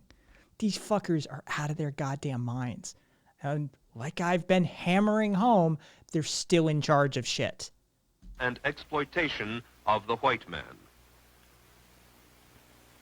Currently, what the communists call their Negro Revolutionary Movement, now masquerading behind the humanitarian banners of civil rights, is contributing tremendous momentum to the communist plans to take over the United States. Divide the people. Schnoops is Get streaming them me, fighting apparently. among Hi, Schnoops. themselves rather than their common enemy. Create the appearance. Oh, they don't believe any. You're right. This is insane. Like I'm not sure if you've ever met. Hey, thank you, Tech. Welcome. We're just tearing apart a piece of propaganda from the 1960s by a bunch of hyper-conservative conspiracy nut jobs. If this sounds familiar, they don't believe that black people were oppressed in America. They don't believe that there were any racists in America. They don't believe that black people were being lynched. They don't believe that churches were being burned and bombed. It's all a communist plot. Of popular support. These people still exist in our country, by the way. Through a favorable press and the use of terror, intimidation, and the creation of martyrs, make the world believe the revolution is a popular one, particularly among those being liberated. Neutralize the opposition. When obstructionists to the cause... Taco and meat tray. Taco and meat tray. Fucking... they're at the pub together now. Aww. The first date ever arranged by Proudly Radical. How cute. Now Kith. I love it. Become too... Have one on me, boys. Irritating. Label them as fascist, Nazi, anti-Semitic, extremist, racist, controversial. Precipitate mob violence. Get the mobs into the streets. March and demonstrate. As the demonstrations grow in number and intensity, they will acquire political character through the desired collision and open combat with the forces of law and order. Since mass action culminates in insurrection and civil war, what of the fifth principle of the communist strategy? Create the semblance of revolution.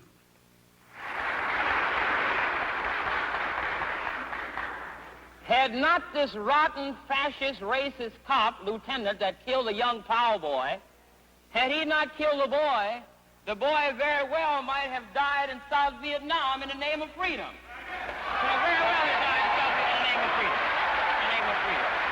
Oh, yeah.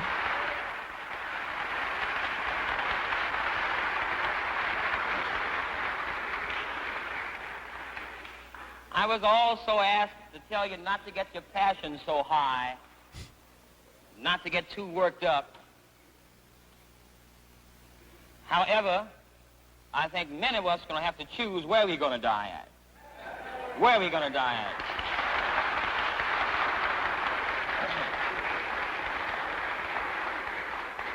We're going to have to decide whether we're going to die on the streets of the United States or in South Vietnam. I would choose the United States myself. I would choose the United States myself.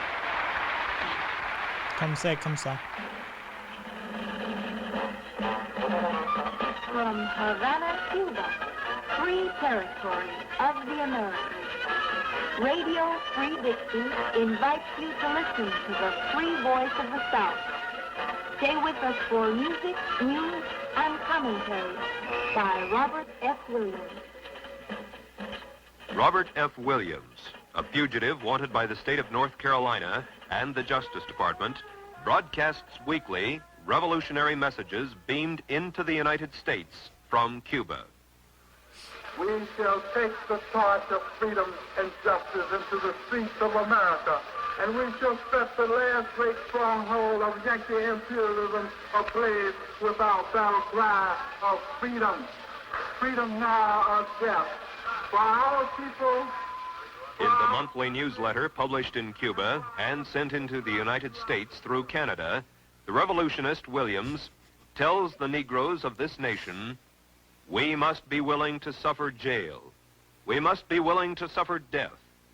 We must be willing to kill for freedom. There are Gestapo policemen on every street corner. It's just like Mississippi, and I predict things are going to grow worse. In fact, I think policemen are going to be dead before this situation is over. They were. Just like they are now. During the summers of 1964 and 1965, the demonstrations became riots, finally culminating in the worst race riot in this nation's history in the Watts district of Los Angeles.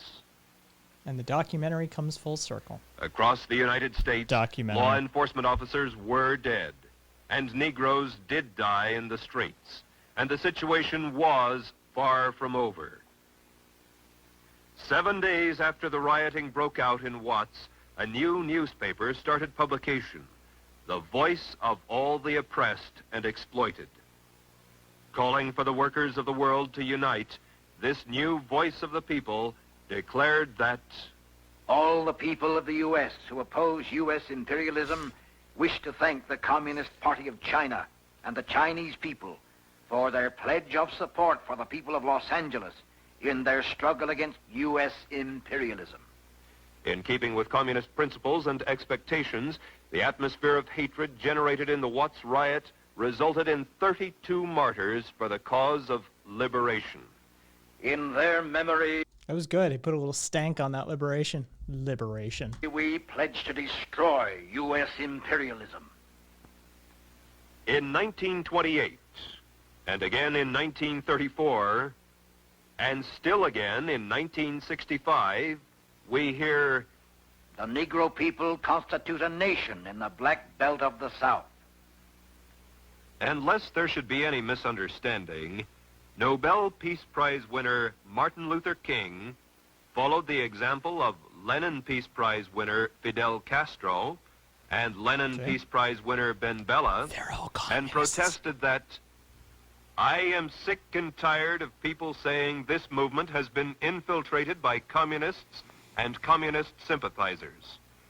There are as many communists in this freedom movement as there are Eskimos in Florida.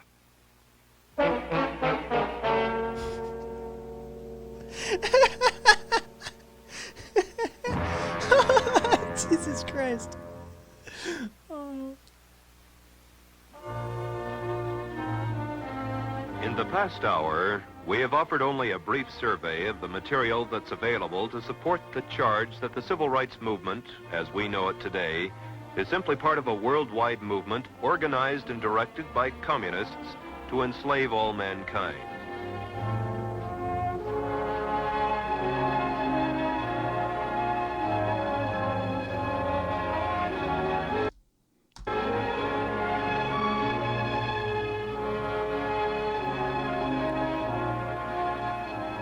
There are hundreds of additional witnesses and thousands of additional facts to testify to the communist involvement in the American civil rights movement. But the limitations of time prevent their inclusion here.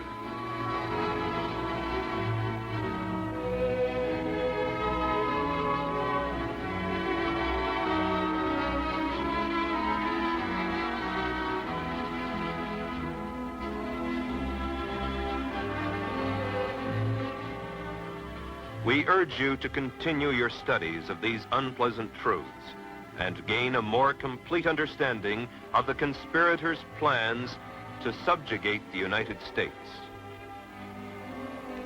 Begin by reading It's Very Simple, The True Story of Civil Rights by Alan Stang. Racist. The Civil Rights Packet, and the other books and pamphlets on civil rights that are available from one of the American opinion libraries across the nation.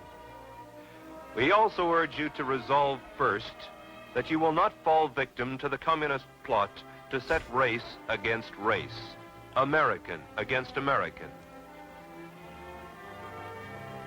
And second, that you will now join with other patriots in a positive program and concerted action to save for our children and their children. Notice anything? Any of this resonating? Fucking white people holding up a support your local police sign. Like, I mean, for fuck's sake, this is why I wanted to watch this movie, was because it's relevant. It's literally the telling of a story that's happening right now, and it's happened before. And you think there aren't some racist crypto fascists behind the scenes doing this kind of shit now? They've just gotten better at it. They're not going to release a fucking pseudo documentary like this now, but yeah. This once glorious country and humane civilization which we ourselves inherited.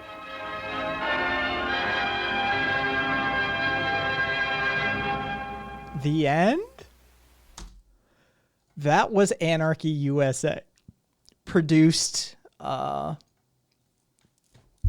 the John Birch Society, as I pointed out, still have active, powerful members, powerful associates in the Supreme Court and Senate, in the fucking White House, in Congress across the board, in positions of power all across this country. There are Birchian style politicians across the board. And this is the shit they've been getting up to for the last 60 plus years, basically. 55. Right? That this is what they're up to. It's all a communist plot. Turn on fucking Fox News and listen to them. And listen to the likes of Tucker Carlson and, his bow tie-less, personality-less, fucking racist white nationalist bullshit. Listen to him talk about how socialists and communists and anarchists are, using the complaints and the problems of the black community to hoist upon America and to divide us. It's literally this movie all over again. Any student of history doesn't fall to most of these tactics usually because they've all been used before. And if you study them in their historical context, then in their contemporary context, you can sit back and go, oh, all right, we've done this before. All right, I get it. Like, we've literally done this before in this nation, using mass media, using popular media to propagandize the populace in order to further racist and political ideologies, in order to further subdivide the nation, in order to further oppress the people, and to push a conservative, almost, hang on, there, just press that, a monarchistic ideology upon the people, a neo-feudal ideology upon the people. It's, yeah. Welcome to Anarchy USA. Tuesday, for me, it'll be Wednesday for, I know, a lot of you, but Tuesday we'll do, the next Proudly Radical at night, we'll do one of the Bannon movies, per Mitre's request. I've got a list. We're going to keep doing this. I've got a list from Schnoops. I've got a list of my own, and I'll take any suggestions from anybody within the community or on the outskirts. Just hit me up. If you've got something you think we should watch, let's watch it. Especially these sort of historical and politically relevant pieces of media. I think there's room for delving into this sort of stuff. I think with that, I'm going to call it. We're going to do a quick raid. I shed like 11 people. This is really cool. I like watching these movies. Well, thank you. And I'm glad you do. This is context that I think, You know, if there's anything of this nature that is relevant, I'm still here.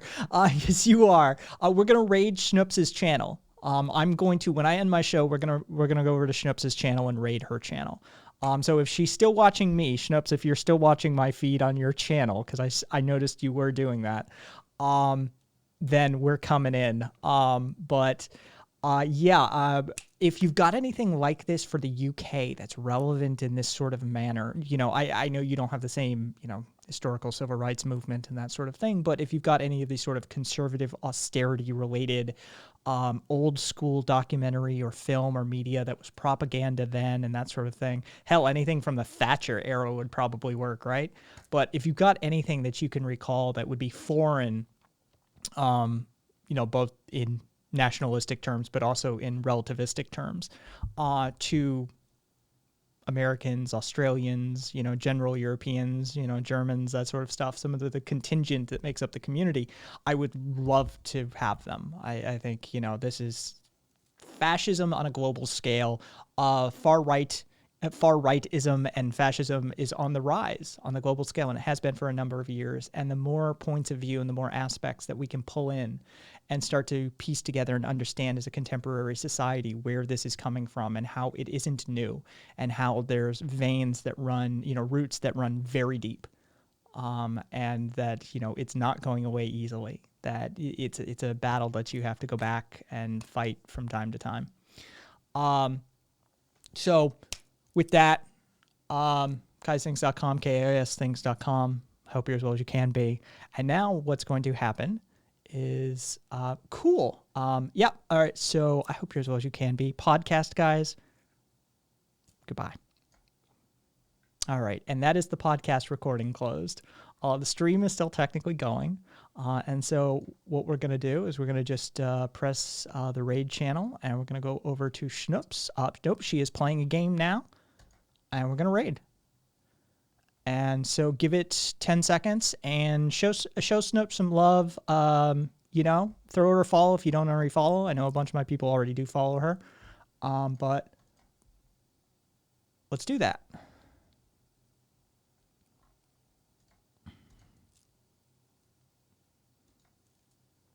There we go. And I think I'm clear.